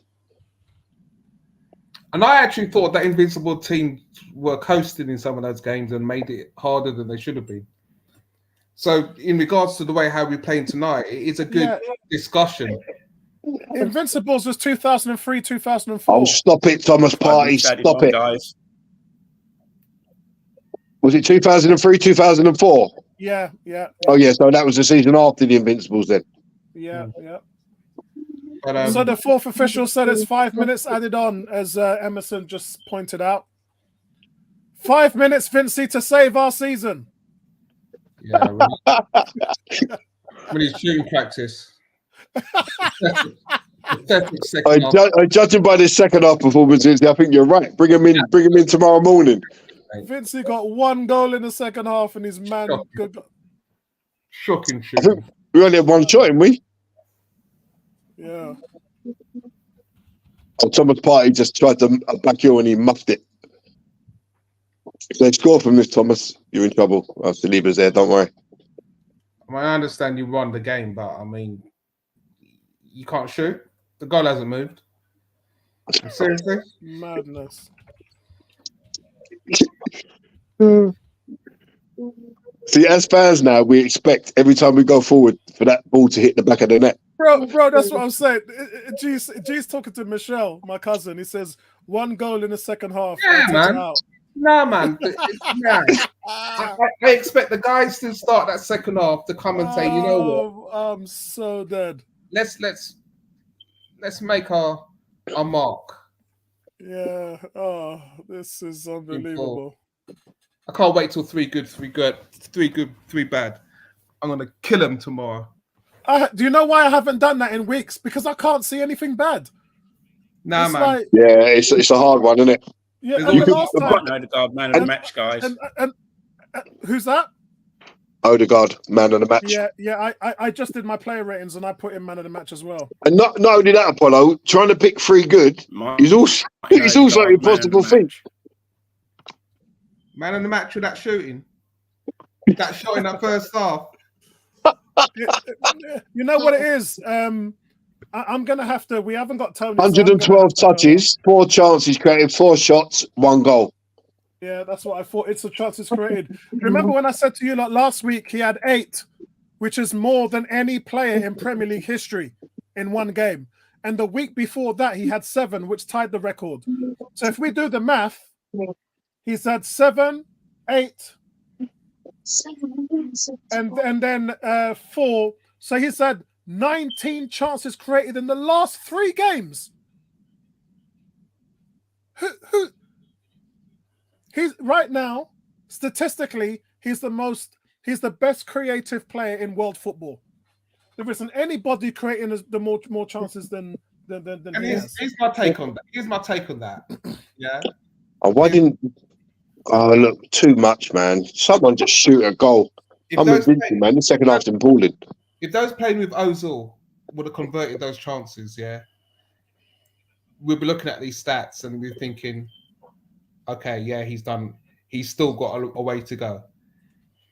But right now, we're on a purple patch with our finishing. But Ozil put some chances for them boys. Bro, when Ozil brought that record, he had Sanchez on the left, Giroud through the middle, and Walcott on the right. You couldn't miss. He had Cazorla. He had Cazorla next to him. He had Aaron Ramsey. You know, and they that still was missed. Yeah, well, yeah. And that's the point I'm trying to say to you. We're looking at the stats that Ødegaard's doing, and it's huge. But you're putting man like Ozil in the shade when man and man can't finish. And I remember that season, Sanchez had 31 goals, Walcott had 19, Giroud had 16. And Ozil actually still came in with 9. He averaged 9 goals, didn't he? So Ozil, for all intended purposes, still had 9 goals. He's had 9 goals, but you see what I'm saying? You see how crazy the assist stats is when you have man like Ozil putting on a plate and man's doing foolishness. I mean, that's just ridiculous.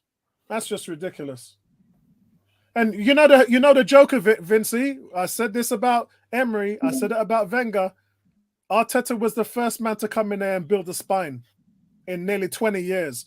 So you imagine all those players you're talking about, plus the 3 Musketeers and D'Artagnan. Gary, what was the 3 Musketeers and D'Artagnan? So what we haven't been talking about, I was watching the game. For Arsenal Football Club, who were the 3 Musketeers? You got to be Henri, No. Perez. No. What team are we talking about? That's what I'm saying. What team had the 3 Musketeers? Ozil, Sanchez. No. Vincey, you should know that. It was Nasri, Fabregas, Clem. Senderos. No, it was Senderos. Listen. In fact, it was the other way. It was Kleb, Riziki, Nasri, and Fabregas was D'Artagnan. They used to call them the 3 Musketeers. I mean, I always liked Alexander Kleb. That he was a great player. Do you know what? You couldn't get the ball off. The problem with which was my point was we never had a defense. Goalkeeper was awful for years. Defenders were terrible, and we had that midfield with players like Van Persie up front, and it was magical to watch once the ball got into the midfield, the movement with the 3 Musketeers was just ridiculous. It was. I think we had the best playing midfield that season, but our defense was awful. It was awful. Yeah, we had some good attacking players, and the midfield wasn't never all that. And then the defense was quite shocking in places. You know, what was the guy, man? Sebastian Scalacci. Oh my God! This guy. This guy. There was a couple of them, Apollo. It wasn't just him. There was a couple of them, man. Wow. Who was the other guy? Stepanovs, going back even before then. Giroud. Yeah, Johan Giroud, Philip Senderos. But I remember Senderos coming into the title-winning team and playing 10 straight games and being superb in 10 games. Yeah. Yeah. Did a lot of occasions down in Barcelona. Yeah. You know, so funny old game, innit? It was a funny old game. Right, hold on, guys. I'm just player ratings is quite easy for me to do actually. 7. Okay, so everyone's gonna get that. It's hard. Do you know what? I give the defenders 7, and everyone starts crying. But what are they doing in the whole game? I'm sorry, guys. I'm gonna have to keep that theme going on here. To pick a quote from Mr. Cox, they were just bums on seats, man. Yeah. It's seriously. I mean, they're just spectators. And so, guys, look. Great win today, record breaking. I believe that we've missed the record extended for 2 goals every half. So we have set it, but it's 8 halves. So the first half there was 2 goals that went in. That meant the record now is 8 halves. For 8 straight halves, 2 goals or more. I'm not sure if that record can be beaten because what these guys have done is just unbelievable. A goal difference of plus 45. That's 6 goals more than City or Liverpool, and it's just been a ridiculous score. To think this is the score we were all hoping for at the start of the game, and we've got exactly that. There's not one disappointed person here, except for Vinci, and we'll talk about that in a second. But yeah, I think for me it's just been absolutely brilliant. I'm going to go straight into the player ratings because, you know, we're having so much fun on these streams. Guys, this is the golden age, man. Times like this may never happen again, or it may happen again. Because, let's face it, we're having so much fun. We're actually forgetting we're in a title chase. That's how much fun we're having. It won't happen again, Apollo, till Saturday. Yeah, it would be stress. I actually get more stressed out when I'm watching Liverpool and City games than I do watching Arsenal games. Because those teams are going 1-0 down every week. And it's just like a battle for them. But for us, it's just so easy. Guys, 7 wins in a row. Unbeaten in 2024, and we're in March. And it's just so good right now, guys. Okay, player ratings. I'm going to give Raya a 7.5. Easiest job in the world. He's a bartender. He's a caretaker, janitor. I don't know. Call him what you want. All I know is I actually want to know how many times he touched the ball today because I think it was 4 or 5. He's hardly doing anything back there, guys. Let me just check the stats because Gary told me at 80 minutes he still didn't make a save. So he didn't make one save. He claimed one low down cross which wasn't going in, and received the ball a couple of times from pass backs. That was it. No shots on target. So again, perspective.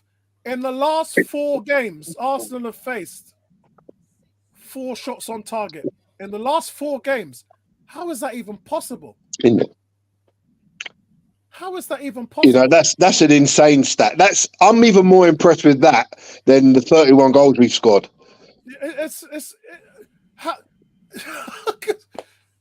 Listen, man, and this is why I made a case for. I don't know who would win out of these guys and the Invincibles, but if there's one thing I can promise you, the Invincibles won't be playing football against us. I can promise you that, because the level this team. Because remember, those days there was not a lot of pressing.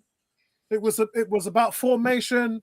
The tactics were subliminal, and football 20 years onwards is a real tactical game.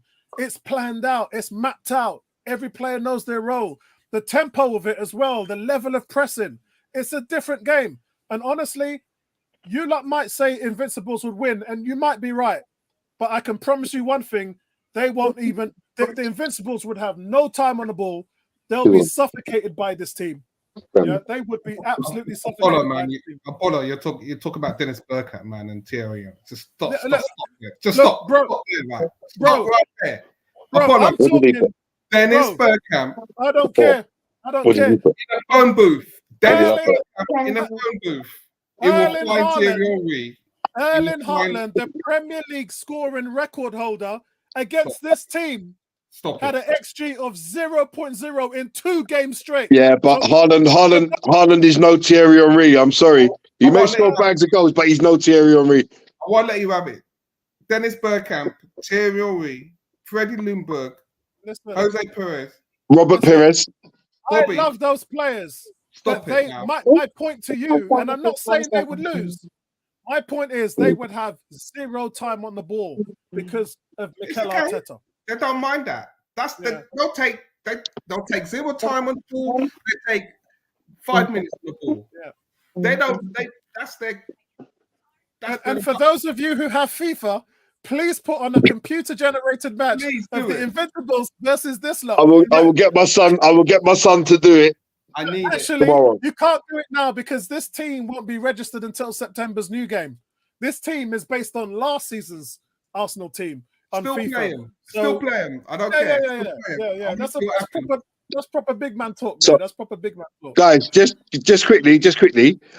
There's a little thing with my kids before the game. I said we're all going to write down our scores, what we think the game's going to be. So one went for 4-0, one went for 5-0. I went for 7-0. How close was I, Vincey? Oh my God. You see, Arteta's got to go, man. He's got to go. I know as well. I want him out. I want him done. I want him all sacked. And I want Emery back. I want Emery back. Saka got the goal taken away from him. Training. Saka hit the crossbar in 90 seconds, guys. In this game, Saka hits the crossbar in 90 seconds, and then the ball's cleared off the line. Yeah, I just had a feeling it was going to be a rout today. I didn't think they had nothing to even worry about with Sheffield United. It was just going to be how many we was going to get, and I had a feeling it was going to be 7 or 8. So, guys, this is my highest score for Ben White in the whole season because let's face it, he wasn't that good in the first half of the season. Who knew he struck that ball with his wrong foot. And it looks so. I'm a left footer, right? I can tell you when a left foot is sweet. And he hit that sweet. And the goal, he hit it with so much pace. The goalie actually had fingertips to it. And the ball still went in the side of the net. Really, really good strike. But then he had an impact in the final third. And these are the things that I've been talking about from the turn of the year, from Dubai. He's had an impact in that final third. And what it's done is, and this is so smart because I talked about teams double teaming Saka and Martinelli, putting 2 defenders on the side. Well, when you move your fullback up, you're no longer double teamed because then you've got 2 against 2. So that was a genius stroke. Who'd have thought of that? And all it's done is it's allowed Saka to come inside and cause havoc. And it's just a miracle what's happening at the moment. It seems like everything Arteta is drawing up. And look, guys, I ain't going to lie. Arteta's got another 10 down there. I think he's had 10s for the last 5 weeks. If this carries on, look, I'm wearing my lucky shirt again. I ain't going to wash it. I ain't going to change it or nothing until we lose. So it's just happening right now. But look, I'm really happy with how Ben White is playing. And now I still prefer Tomiyasu in that role or Yuri and Timber when they come back. But Ben White's making a case. He's making a case. Vincey wants to say something before I go into Saliba and Gabriel. Apollo, you gave Arteta a 10 for making substitutions in the second half. Yeah. Just like last week and the week before that and the week before that and the week before that. Guys, what? I can't. I write notes down sometimes in the game. I can't. I mean, I'm scratching my head here, guys. What comments? Look at me with my hand on the wall. What comments can I leave for Gabriel and Saliba? You can't. Listen, the pair of them together, they cover so much ground, don't they? They play centre back, they play full backs. They come. Gabriel was playing as an 8 partway through that second half. It's ridiculous. But check it. That makes it harder for the team to regain possession and move the ball because they're taking up space. Exactly. I mean, look, we know we're playing for 70 minutes in a game. We're playing 4-2-4. That's the great Brazil Socrates formation. That's the formation Johan Cruyff played with that Dutch team. For you guys who remember the Johnny Rep, Rensenbrink, some of you lot ain't as old as I am, but for those of you who are, the great Holland team from the 70s, that's what they did. It was 4-2-4 suffocation football with guys who were 2-footed, comfortable on the ball, and every single one of them could strike. Remember the goal by Ari Hahn against Dino Zoff from 45 yards? Every one of them could strike the ball. So, look, man, I'm just going to say well done to the defenders. They didn't even do anything today. And it was so good. They didn't even do, Saliba's made a mistake here and there, and he's had to come back in the recovery and make a last-ditch tackle. I didn't see any of that today. What I did see, 2 players run through and hoof the ball into the crowd from Sheffield. So, that's on you. We even gave you a chance on that one. So that's on you. So Kivior then, for the 3 out of the last 4 weeks, Kivior's been actually the best defender. Because he looks so settled in this role now. And again, no look passes. He's getting headers in the box, so he's making himself available. Hold on, guys. Let's listen to Ødegaard. Solid and nice performance. The attitude, Martin, seemed absolutely spot on right from the kickoff. Was that something that was spoken about in the lead up to the game? Yeah, definitely wanted to keep the momentum going. We've had some good games now in the league, and we wanted to keep it up. And we always want to start strong. And especially when you come to places like this, it can be a bit tricky if you don't start well. And today we did, and we didn't stop from there. Martin, this is Thierry. Congratulations. I just wanted to ask you a question. Obviously, a bit less tonight, but what I've been impressed with recently is the way you guys are putting pressure as a team, and you often the guy starting it and asking your team to follow you. How much are you enjoying playing in that shape and the way you guys are putting pressure? Which was the question I said the Invincibles would have had trouble with. Put in without the ball. I think it's easy when you look at us. We win 6-0 today, and some of the other games we played recently, we won a lot. And you can talk about what we do in front of the goal, but I think the work we do without the ball. From the front line. Same point I made, me and Gary. It's really good, and it's a pleasure to be a part of that. And we feel really safe, when we're defending, and I think that's so crucial. Makes us a lot easier. Yeah, it's unbelievable. The defender is just different class. At the moment. Martin, I want to ask you about your role with the ball. And so often tonight and throughout the season, we've seen Arsenal score goals from cutbacks, and normally you're the one coming on the end of it and just putting it into an empty net. I mean, where does that sixth sense come from? In terms Jamie of Carragher, this is, guys. Ødegaard with a smug smile on his face. Mr. Spitty. Work on, to get enough people in the box, what areas to attack. For myself, I like to come from the deep, from midfield position, and I like to end up there on the penalty spot, and then we have the front players attacking other areas, So we just have to look at each other and make sure we fill up all the spaces, and then some of us will get the ball and score, hopefully. The form, Martin, in 2024 has been nothing short of extraordinary. 7 wins out of 7, scoring all these goals, keeping clean sheets. What actually happened on this little mini break that you went on?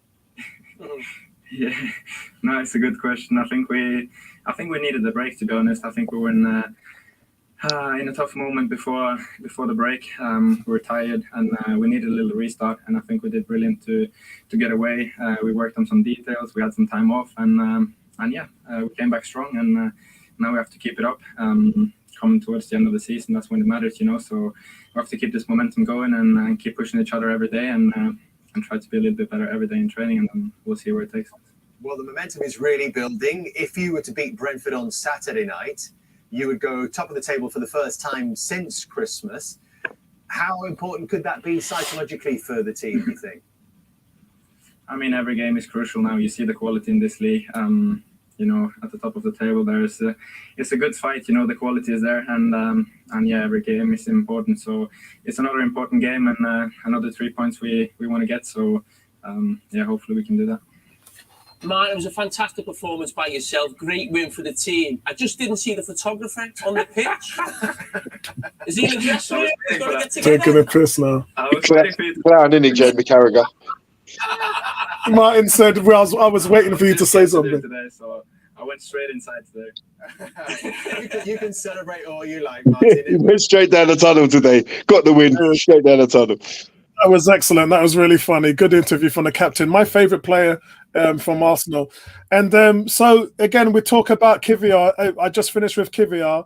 And, the manager's got a job now because Zinchenko's fit. So what is he going to do?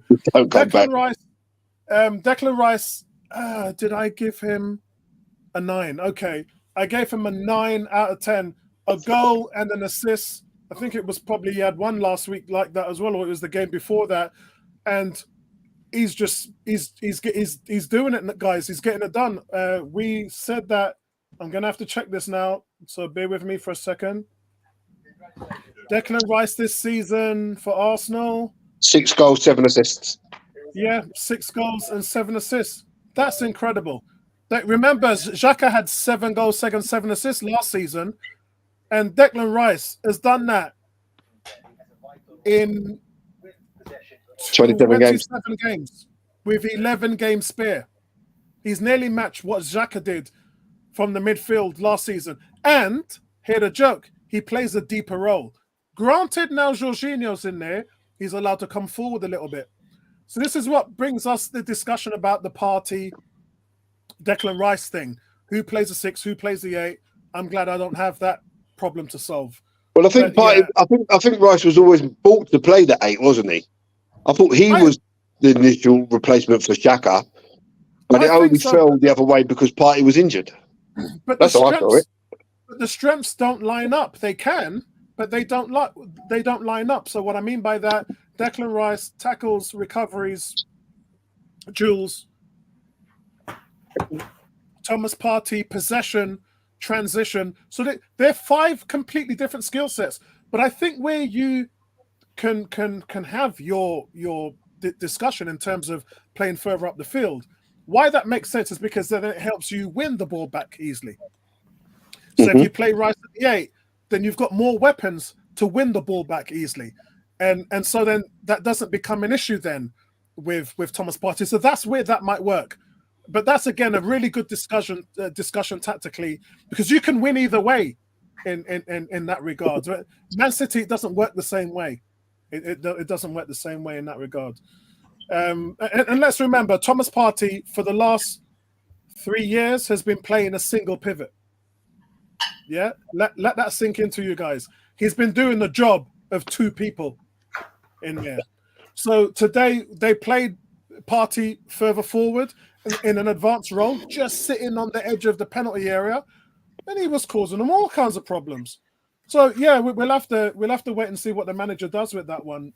I think it would be a while though before we see Partey starting. Maybe Porto. But yeah, another great game there from Declan Rice. He gets an 9, sorry. And then we go to Martin Ødegaard, man of the match for me as well. I always give him man of the match, and then Sky reports him as man of the match. So I don't know. Someone's watching it on our streams because this isn't working right here. 4 chances created today, 8 last week, 7 a week before that. He's just a de facto creative player in this league. There is no one better right now at this point in time. And the thing is, as I said, the strange change in his game is where he swaps in from the number 10 role to the double pivot role. And he does that as they're starting to attack the triangles, as they squeeze and then they try to suffocate teams. He alternates between the 2 positions, and he's so good at either one of them. And I think that's made him a better player. The passes are coming all over the place now. The movement is crazy. It is just so good with Ødegaard right now. Jorginho gets an 8.5, had a big role in 2 of the goals, but he's just evolved into this system so seamlessly. And his circulation and possession is just brilliant. In tight spaces, probably the best, I would say, in this team. You know, the passing in tight spaces, the awareness of everyone around him, the puppet master, as I call him. And he does it in every single game. And notice that when he wasn't playing as much, he wasn't as consistent. He was giving the ball away. Remember that Fulham game where he gave the ball away, which led to a goal. And you know, just little things like that, like he wasn't on it. But now he's playing regularly. His form is starting to build some consistency, and that's a good thing. A lot of people didn't think he would start today, but I did make a point that the games are coming. You know, they're really being stretched out now. They're not few and far between. So that's a really good sign for him. Rather than resting him, we just don't play that much football. But there's going to be some changes here and anywhere because you're getting fit players back now. The forward line, guys. Havertz, for me, gets a 9. Another good performance. I think I measured it with Gary the other week. I think he's only had 1 bad game for Arsenal so far this season. I think he's only had 1 bad game for Arsenal. He's added another goal, added another assist. He had a goal and an assist last week. He gets a goal and an assist this week. What's the difference? No difference. He starts at the 9. Yeah, a lot of people say he's not good as a striker. He can't play the 9. 2 weeks in a row he started. You've had 2 goals, 2 assists. Yeah, I'm waiting for answers on a postcard from all you Arsenal fans that said it wasn't going to work. I'm waiting. I'm right here. I'm here every week. So anytime you want to have that discussion, let's have it. I'm all ears. He's just really enjoying his game right now with the team. And you got to think one thing as well. That Chelsea team won the Champions League. So they had really good players. But I think it's different. A lot of us, including myself, said that they were playing him in the wrong position. And I think it's down to tactics. In terms of when I talk about him at the number 8, right? I say he plays an advanced 8. He plays a double pivot 8. And there's the gap 8. So there's 3 tactical ways of playing the number 8 position, which he can do all of them. So when we see him at the number 9, it's not the number 9 role that you think it is that he's playing. He's playing a varied number 9. Just as we see Trossard play the false 9, he's playing a different type of number 9, a midfielder type of number 9. So he's part of that process of ball movement, quick passing, triangles, rondo, where you're playing the press. He's part of all of that. So it's not a conventional number 9 we're seeing here. It's a very tactical thing that Arteta's doing with him, and it's working. And it's brilliant to see the level of football. He took his goal really, really well. And again, the movement. Remember, he gets the ball, he runs on, he beats his man, and then he scores. Martinelli, I gave him an 8. And I thought he had a decent game today, but I'm being generous to Martinelli because he has Emerson. What's happened to Emerson? Emerson just won the ball. So Martinelli has kind of been the weakest link in the team. He hasn't been playing as well. He's not very good in terms of his vision and creative football. But I think he can only improve playing around the players that he's playing around. It was really, really shame about his injury today. Because as I said, he's had a real off-season. The goals have not been there. He's not the greatest creative player. So for me, he's always been the first guy who I would say you can put on the bench and add somebody in like Jesus who can play out wide there, or Smith Rowe. And I think Arteta's been good with him. I think Arteta's just, what's the only way how we can solve his poor form? By keep playing him. And so he looks better this part of the season than he did in the first part of the season. But I just want to hear some good news about his injury. But I thought he had a decent game today. I really did. And it's just a real shock. I think they're saying now on Twitter, it's a knock on the ankle.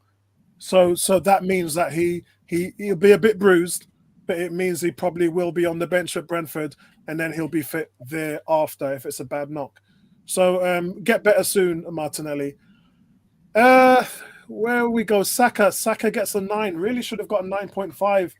If a goal went in, he probably would have been my man of the match, because today he was electric.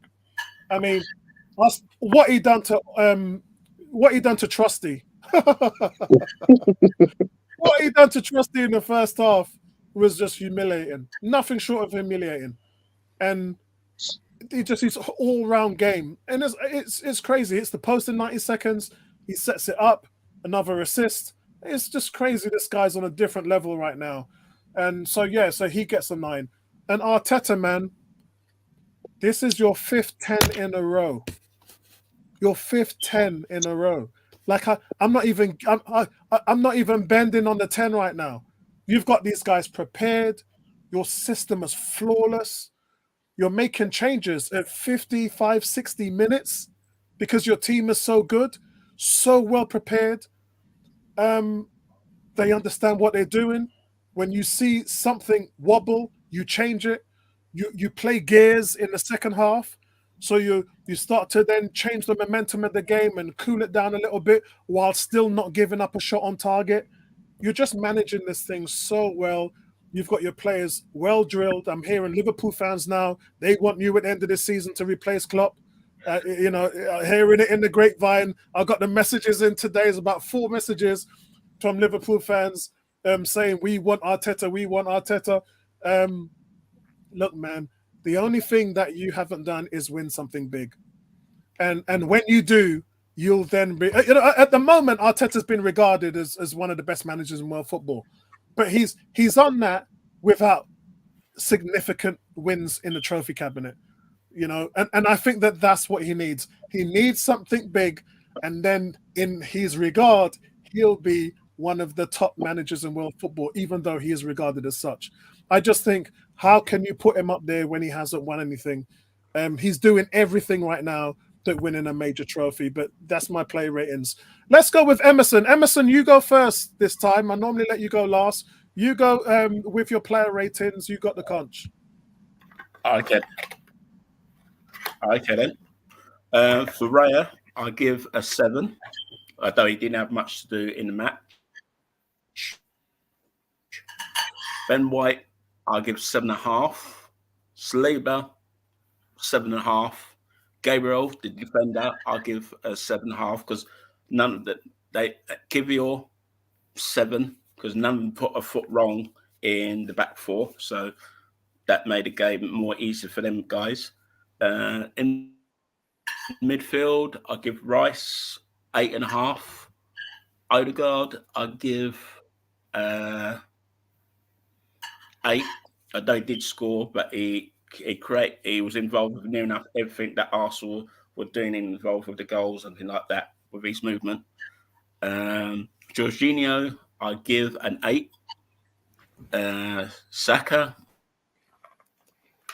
I give 8.5. Although he done well, not the 80 seconds, which hit the post, not the bar, as you all said. It hit the post more than the bar. And Martinelli, up to before he got injured, the subs, I'll give all the 7.5 because they didn't make a major impact of the game when they all came on. So, thing like that. So they will get a 7. And the manager, I give another 9.5 because he got everything spot on regarding the substitutions. He done it at the right time. And as we've seen for the first time, that Saka has been hauled off before the second half. Thing that in his career, I think. If I may be wrong, but that's the first time I've seen him hauled off in the first half of a match, of which he did, start the second half. So that is my player rankings for today's match. Anyone else wants to speak? Yeah, Vincey, let's go with you second, and then we'll go with Gary. I always go with Gary or Tony first. So, Vincey, you got a conch. Well, I'm not gonna rate Raya. I don't do ball watch, so I'm not Ball watch. just not rating him. Ball watch from the other end of the pitch. Ball watching. Gabriel, you just went AWOL, so he's not getting rated for that.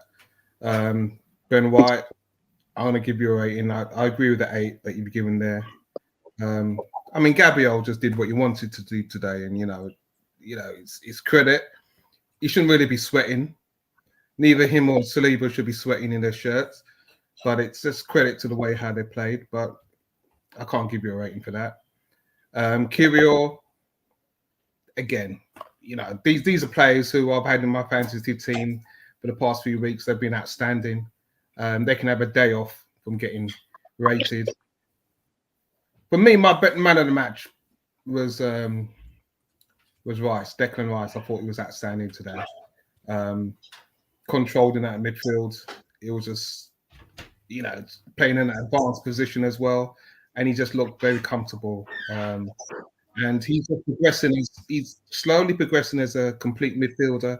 He's prepared to take chances and drive the team forward, and a major performance for me. Ødegaard, I'd take 0.5 off your rating because some of his shooting today was a little bit poor. But his vision and his movement today was outstanding. captain's performance. The midfield today just really did look beautiful, composed, measured. Jorginho, 8.5 again. I mean, you know, we talk about players who have pace and skill and so forth, and we rave about them. But, you know, Jorginho's got that, but up there in his brain, you can't run through players like that. You know, they see, you know, for what you love about what Partey does, and Partey does things exquisitely, Jorginho does these simply, and it's just beautiful. You don't even expect it, and it's just beautiful. And the patch of form that he's in right now, you're right in what you said earlier on Apollo, with him being played, because he's on form and he's playing week in, week out, and it makes a huge difference. That's something that Arteta needs to find a way for other players to get there. But we're on the right path. Havertz, outstanding today. Yeah, it was a tough one to really pick a man of the match out of the guys in midfield and Havertz. I'll take Saka down personally with that rating of 9. When you're my triple captain, you can't 9 for that performance, man. I'm sorry. I give you a 7.5 to an 8. But you're right. He's skinned his defender left, right, and centre, and caused fear. And this is what both Saka and Martinelli have. You know, if they may not be on the score sheet, they may not be getting loads of assists, but when they match up with defenders, with Arsenal in this mood, they are terrifying. Absolutely terrifying. And that pace does things to defenders. So it's going to be a huge miss if Martinelli's not able to play against Brentford. And it'll just be nice, and hopefully whoever does step up can take the opportunity. But that pace, frightening, absolutely frightening. I can't give Arteta a 10. Not for that second half. Not for that second half. For the substitutions, I give it that. I give him a 9.5. I give him a 9.5 because if he's stopping his thing, the way how we're playing football in his last few weeks has been nothing short of breathtaking, and it's exciting for the youngsters and for the old men with grey hair to see an Arsenal putting the balls in the back of the net in the manner that we're doing. And we're in a title race. I still think we're underdogs, but if you take a little look at that goal difference, and that is going to tell you how we can have the confidence to go to the Etihad and get a result. You may not see goals, but that goal difference is going to cause fear in Manchester City, because they're going to have to come out and get a result, because a draw is not good enough for them. A defeat's not good enough for them. They have to beat us at home. And you've seen in the recent weeks that we don't give away chances. So as long as we have fitness and we've got the right mentality, we can continue this form. So, I'm really pleased right now to watch Arsenal putting in these performances. Kudos to Arteta, false 9. Man like false 9.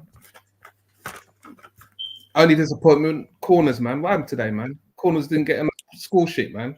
Yeah, I was about to say, no penalties, no set piece goals. Where's the set piece goals? Well, if you notice, they had a different lineup. It was like there was the three big guys right at the back of the box. They played every corner short between Saka and Ødegaard, and then Ødegaard was trying to dribble in to have a shot. They never crossed it into the box once. Yeah, but sometimes it happens that way, you know. And tough game weekend against Brentford. It's not going to be an easy one, but good form, man. I'm loving it. Yeah, and Emerson told me he's going to make sure that they draw the lines on VAR on that one. Gary, your player ratings, you got the conch. Yeah, so David Raya, like Vincey said, mere spectator today. He could have literally pulled up a chair, had a little iPad, sat down, watched a couple of films. Nothing to do, man. Nothing to do. So I'm going to give him a 6. You know, he didn't have anything to do. Average, run of the mill, not even worth him being on the pitch. Ben White, I'm slightly happier with Ben White's performances since the return from Dubai. I think he was getting caught out a bit. His defending sometimes leaves a lot to be desired. Today, I was impressed with him going forward. I think he scored a really good goal.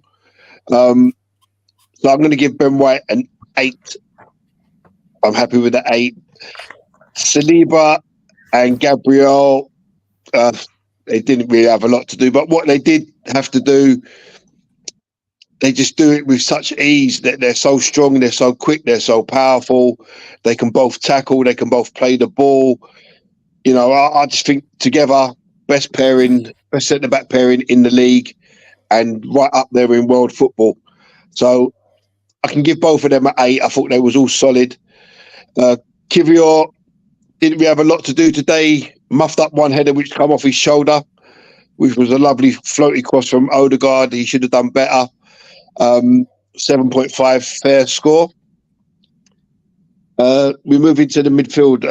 Declan Rice, assist, a goal, broke up stuff when he needed to, carried the ball forward when he needed to, passed it when he needed to, just done everything right. It was just so simple and played with ease. I'm happy with his 9.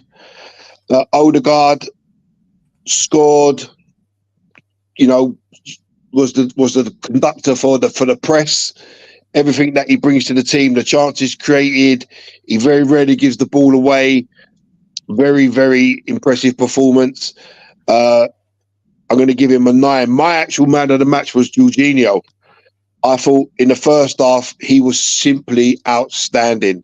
He picked some balls, 40, 50 yards, to Havertz for, was it the white goal?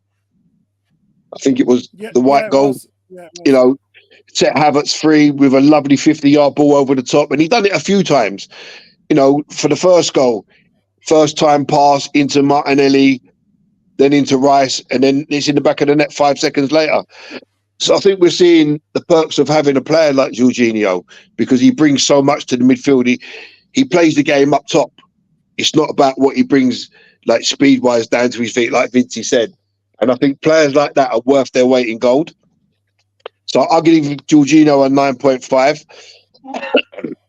Excuse me. Havertz, I think he had another stormer today. Apollo alluded to it earlier on that he's only really had one bad game. I think for myself, I've only sort of had to criticise him one time in one game where he looked like he just really couldn't be bothered. And that was very early on in the season.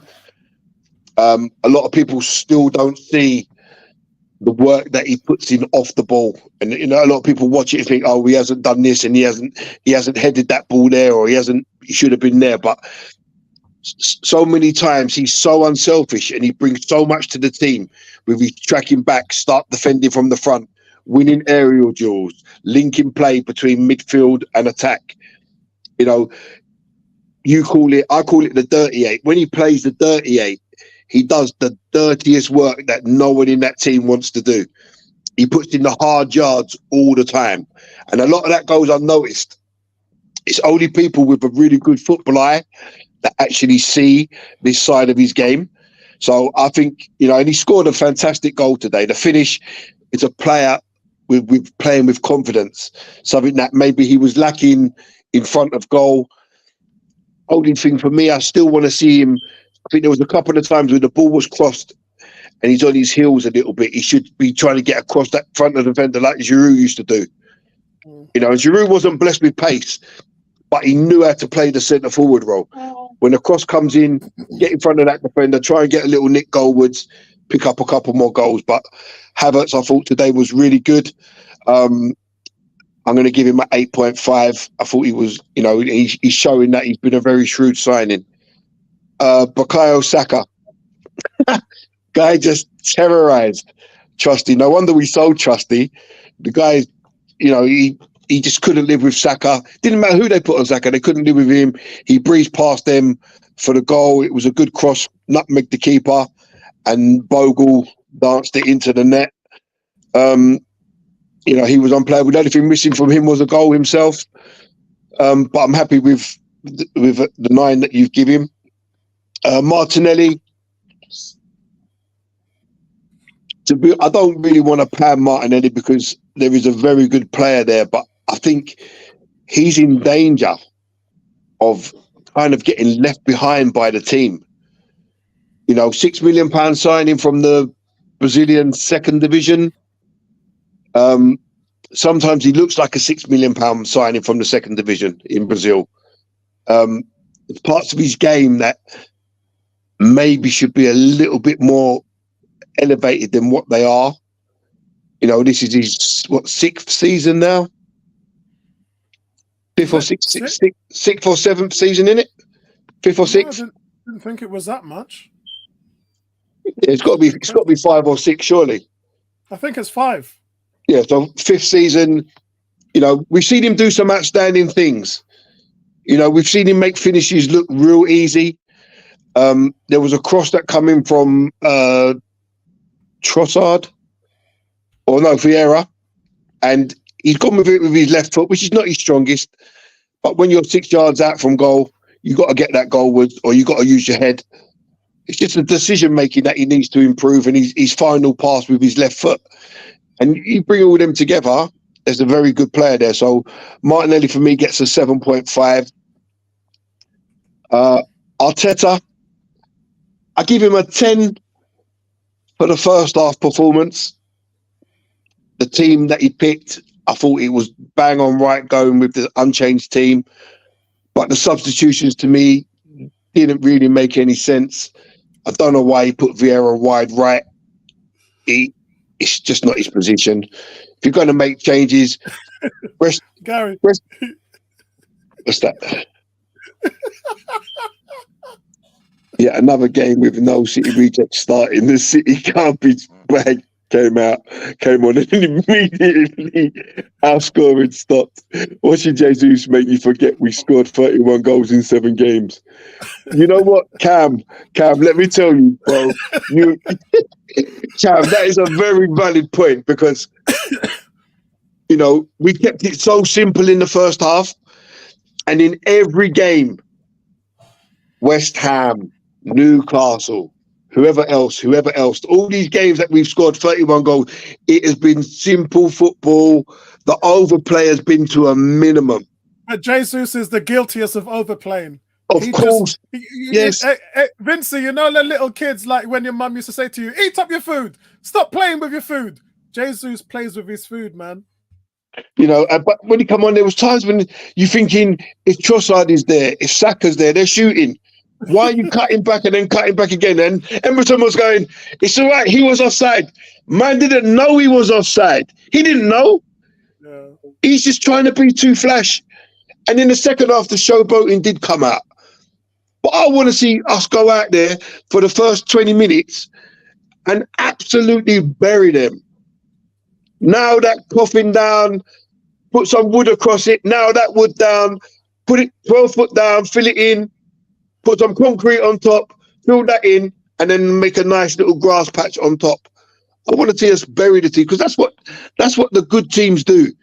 Yeah. That's what these best teams in the world do. They don't show no mercy. The showboating doesn't come into it until the last 15 minutes when you already scored 8 or 9.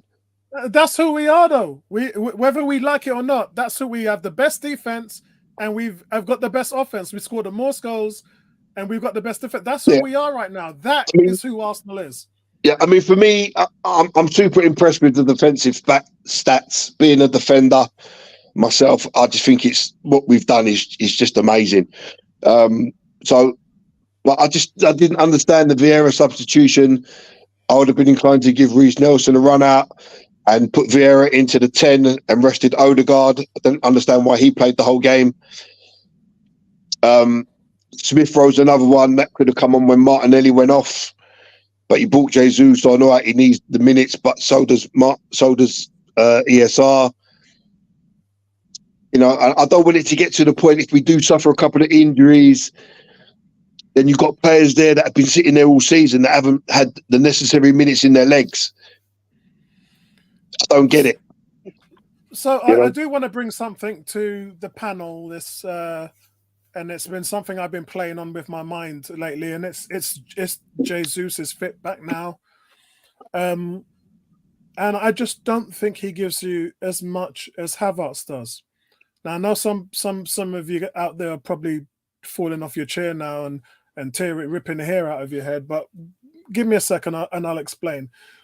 So there's just a level of playing with your food, which we've talked about, just the inept ability to just pull the trigger. And look, Havertz is guilty of that as well.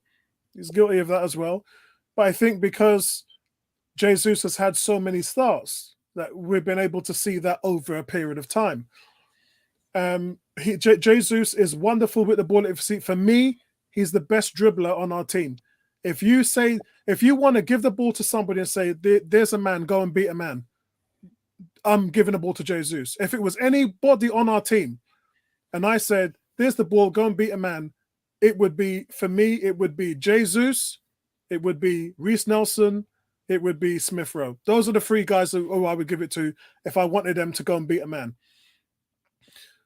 But with Havertz, you've got to spread your mind a little bit more. I mean, you talk about his strengths. Havertz may not have the clinical finishing and that you would like in a striker, that dead eye, we'd like to call it. But what he gives you is so much more. I mean, his game awareness. And again, I pull up sheets all the time, don't I? And I've pulled a sheet up on the forum and on here, which showed everybody last season, Havertz had the best movement in the Premier League. The most kilometers run, the most runs into the final third.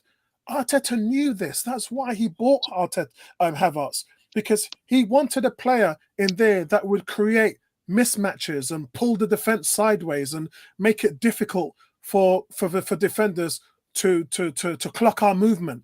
And it's taken a while, but Havertz is comfortable doing what he's doing now. And I think I'll come to you in a minute, Gary. And I think in that way, having a striker have good game awareness and good ball instincts, and especially in front of goal. And I think Jesus is lacking that. And I also think Jesus is lacking those well-timed runs in behind the defense. He doesn't do that. Havertz does. And what that does, again, it pulls the defense out of their position, out of their shape.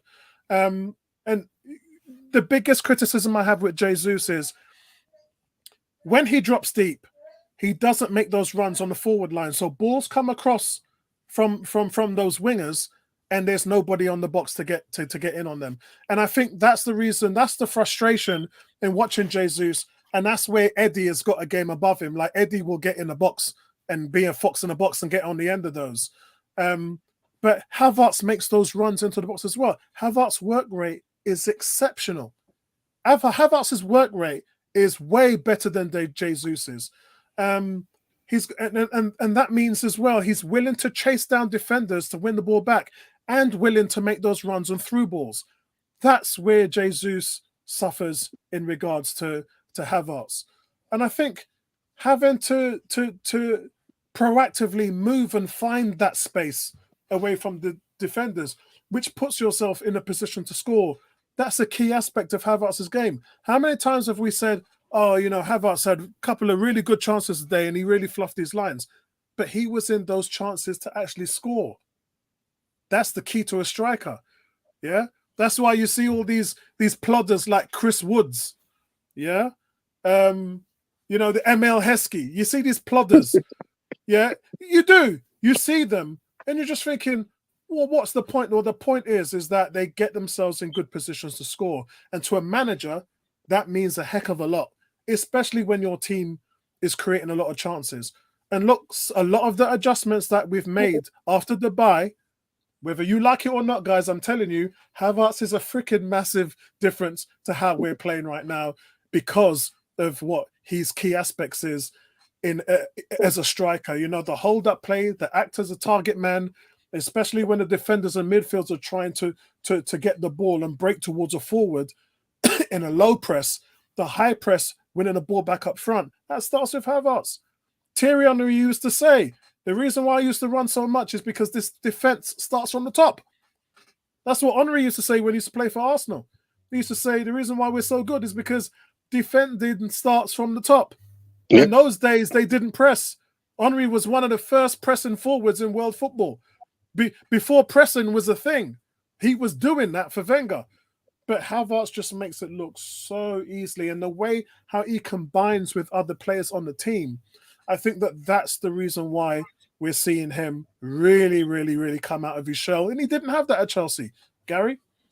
Yeah, I think I was going to touch on a couple of the points that you mentioned. I mean, how many times pre-Dubai did we say, oh, what a run by Havertz, why hasn't he received the ball?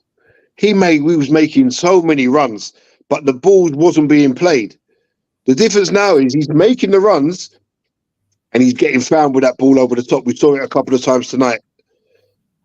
Yeah, and there's been times as well where the ball's been crossed in and we're like, hold on a minute. Where's this Jesus character? He's wearing a number 9 shirt. He's playing a 6. You know, you're playing a number 9, get your ass in the box, get on the end of things. Or the ball's crossed in and he's out on the left with Martinelli. And you're thinking, why is he there? Havertz puts himself in the position. All right, he may not score like you say. He fluffed one tonight that he could have got a better connection on. But he's in the right position at the right time. So I agree with every point that you just made there, Apollo. I think he's proved to be a very shrewd signing. And if we do go on and lift this title for the Champions League, which is also maybe a distinct possibility, Havertz will have played a major role in any achievement. I mean, I've never known any team in the world that has a striker who is first in the team in duels, second in tackles behind Declan Rice, and second in recoveries behind Declan Rice. What is that? Like, and none of the fans talk about it because they're just looking to see if he scores goals. Because that's people that don't see football, Apollo. That's what it is. It's like having 2 Declan Rices in the same team. Yes, because they are the same player. Yep, that's exactly right. So 18's touched on it as well. He says, I didn't get it before, but now I see it and understand why you said what you said about Balogun. Yeah, but what I say to a lot of Arsenal fans, they don't really take it in, especially when everyone was like, no, why are we selling Balogun? And I was telling people from time, I saw Balogun, I saw him play 7 games in France. And I was like, the guy, every week I'm telling Arsenal fans, look at Eddie Press. Like, your defense is in trouble when Eddie's in the room because he does not let defenders sleep or close their eyes for 1 second. And that is a part of Arteta ball. If you can't press and you can't shut teams down playing the ball at the back, you are no good for this team. And as much as people liked Balogun, Tony loves him, Bertram loves him. Every week I was telling them, I was saying, guys, he doesn't suit our style of play. He can't defend. And not every striker can. That's one of the benefits of Jesus, actually. That's why I understand the Jesus thing. Because Eddie and Jesus press like there's a house on fire, man. Those two don't sleep on you. This is what I was saying to Tony about Rafael Leao. He's not an Arteta player. He wouldn't fit the system because he doesn't want to do the dirty work. He may be great going forward, but he doesn't do the other side of the game which Arteta demands. He wouldn't fit. Vincey? Is he on mute? You're on mute, Vincey. You're on mute. Sorry, guys. I've got to love you and leave you. I've got an early start in the morning, so it's been no good. problem, man. It's been good being back on the God stream. bless. I appreciate your time, bro. Nice to see you, Vincey. We're going to come off in 5 minutes anyway. We're going to move on to closing comments. No worries. Anyway, I thought you had something to add to the Havertz discussion. No. I mean, when he started to just diss out my man Balogun, I had to just diss out because. But anyway, no, enjoy, fam. All right, it's been good. Catch up with you later. Thanks, man. I appreciate that. Go and get. What's your thoughts, Emerson, on the Balogun thing? Say Vincey.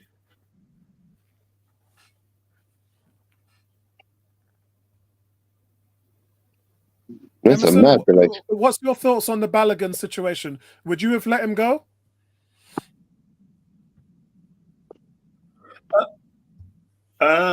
Personally, yes. Because the reason why, because if he did stay, I don't think he'd get much game time this season. You know, even if he did stay, I don't think it would be in front of him, so thing like that. So he would be the obvious choice to stay. But as we said at the beginning of the season, they both got the same agent. Obviously, the agents looked at both of them and say, which one do you want to go? So obviously, Arsenal got the big money from Monaco for him, because the reason why, because one of their star strikers got injured at the time, and he's out for the season with an ACL. And Baldock hasn't really set the house on fire with Monaco. No, he hasn't done nothing. He has scores goals, but as I said, I watched him over the weekend against PSG. I don't they drew 0-0, thing like that. It really wasn't the game for him. And obviously, Mbappe was the other one on the other side for PSG. He came off with an injury at half time, everything like that. So he's doubtful for their Champions League match either tomorrow or Wednesday, whenever they play. So thing like that. So as I said, regarding Baldock, I think it was the right thing to sell him. I don't think things like that. I don't think he would have been happy to stay. And plus, if he did stay, he wouldn't be able to play in the under-21s because he'd be one of the over-age players as well. So he is the other side. He is the other side of 20. So I know he will might play the odd match in the under-21s, but not all the matches that have been played so far. So it was the right thing to sell him. And as I said, good luck to him at Monaco, thing like that, and see where he goes from there. Because now he's an American international, and we have to see what he's going to do at international level. So, thing like that. If he can hit running in the latter stages of the season, because I don't Monaco will not qualify for Europe as far as I know, whatever league place they are in the French league, League One. So, all right, Gary, closing comments on Baldock. Yeah. Closing comments. Well done, Arsenal. Another 6 goals, another clean sheet, another 0. Must be a 0.0 xG. Actually, I'm glad you mentioned that because I did have something. I don't know why didn't I show it. It must be some ridiculous xG again. It's a record. Hold on. So over a 7-game stretch, I had it here. I don't know why I forgot to show it. It was Arsenal have conceded an average of 0.31 xG across their last 7 matches. And this is xG philosophy, but Opta said that that's actually a Premier League record of the 7 games. That's obscene, man. That just doesn't even seem right. And you want to hear the joke? Liverpool, we played Liverpool as well this season. Yeah, this year. But they only scored because our defender scored for them. So closing comments. Well done, Arsenal. Professional performance. Got the job done in the first half. A little bit disappointed in the second half. We didn't score a few more. But what can we really moan about, to be honest? We were solid throughout the pitch. Everyone had a good game. Partey got minutes. Vieira got minutes. Jesus got minutes. Maybe that's why they were subbed on, to get minutes. Onwards and upwards. Long may it continue. Brentford up next. Let's go 8 games in win streak, and then we have a nice, almost just over 2.5 weeks rest before we've got City. Hopefully, them and Liverpool cut each other's throats, and we can take advantage. I think we'll stream that game, that Liverpool City game. I think we'll stream it. Yeah, I'm around. Yeah, I think we'll stream it. And any closing comments for you, Emerson?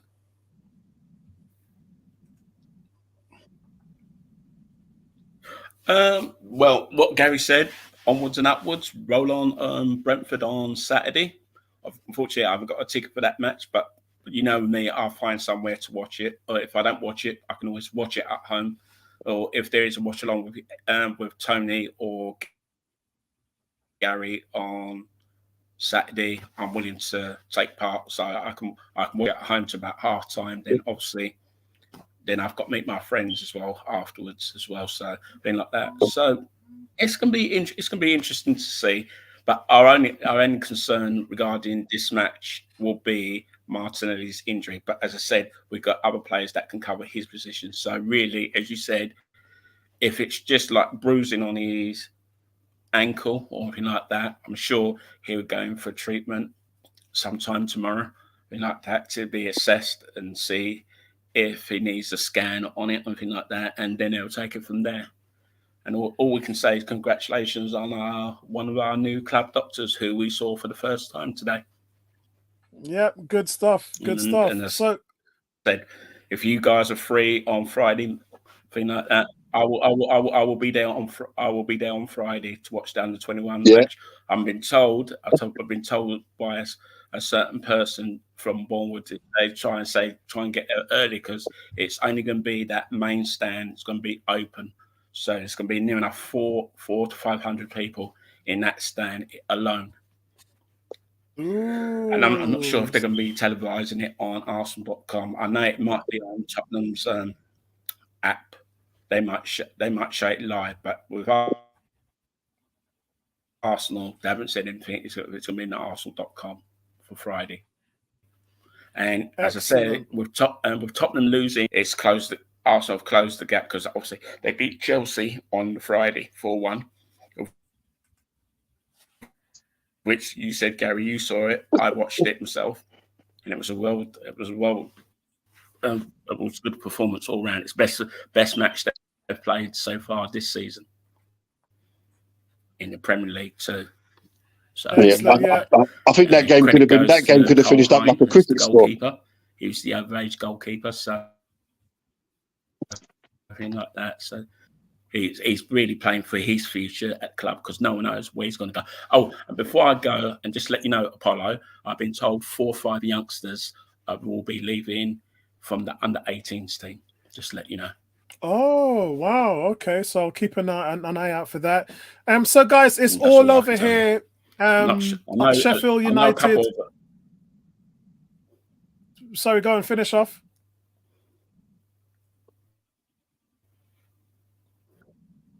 Go on. You finish. Go on. Yeah, I'm closing. I'm just saying that 4 or 5 it out. youngsters are leaving at the end of the season in the under-18s.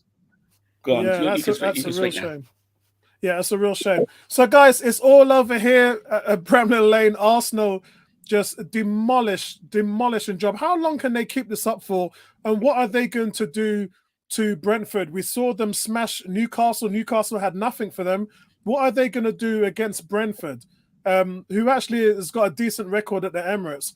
But I think we owe for last year what happened when they didn't draw the line. We need revenge. Everyone's coming for a dose of Arsenal revenge, it seems, in this new year.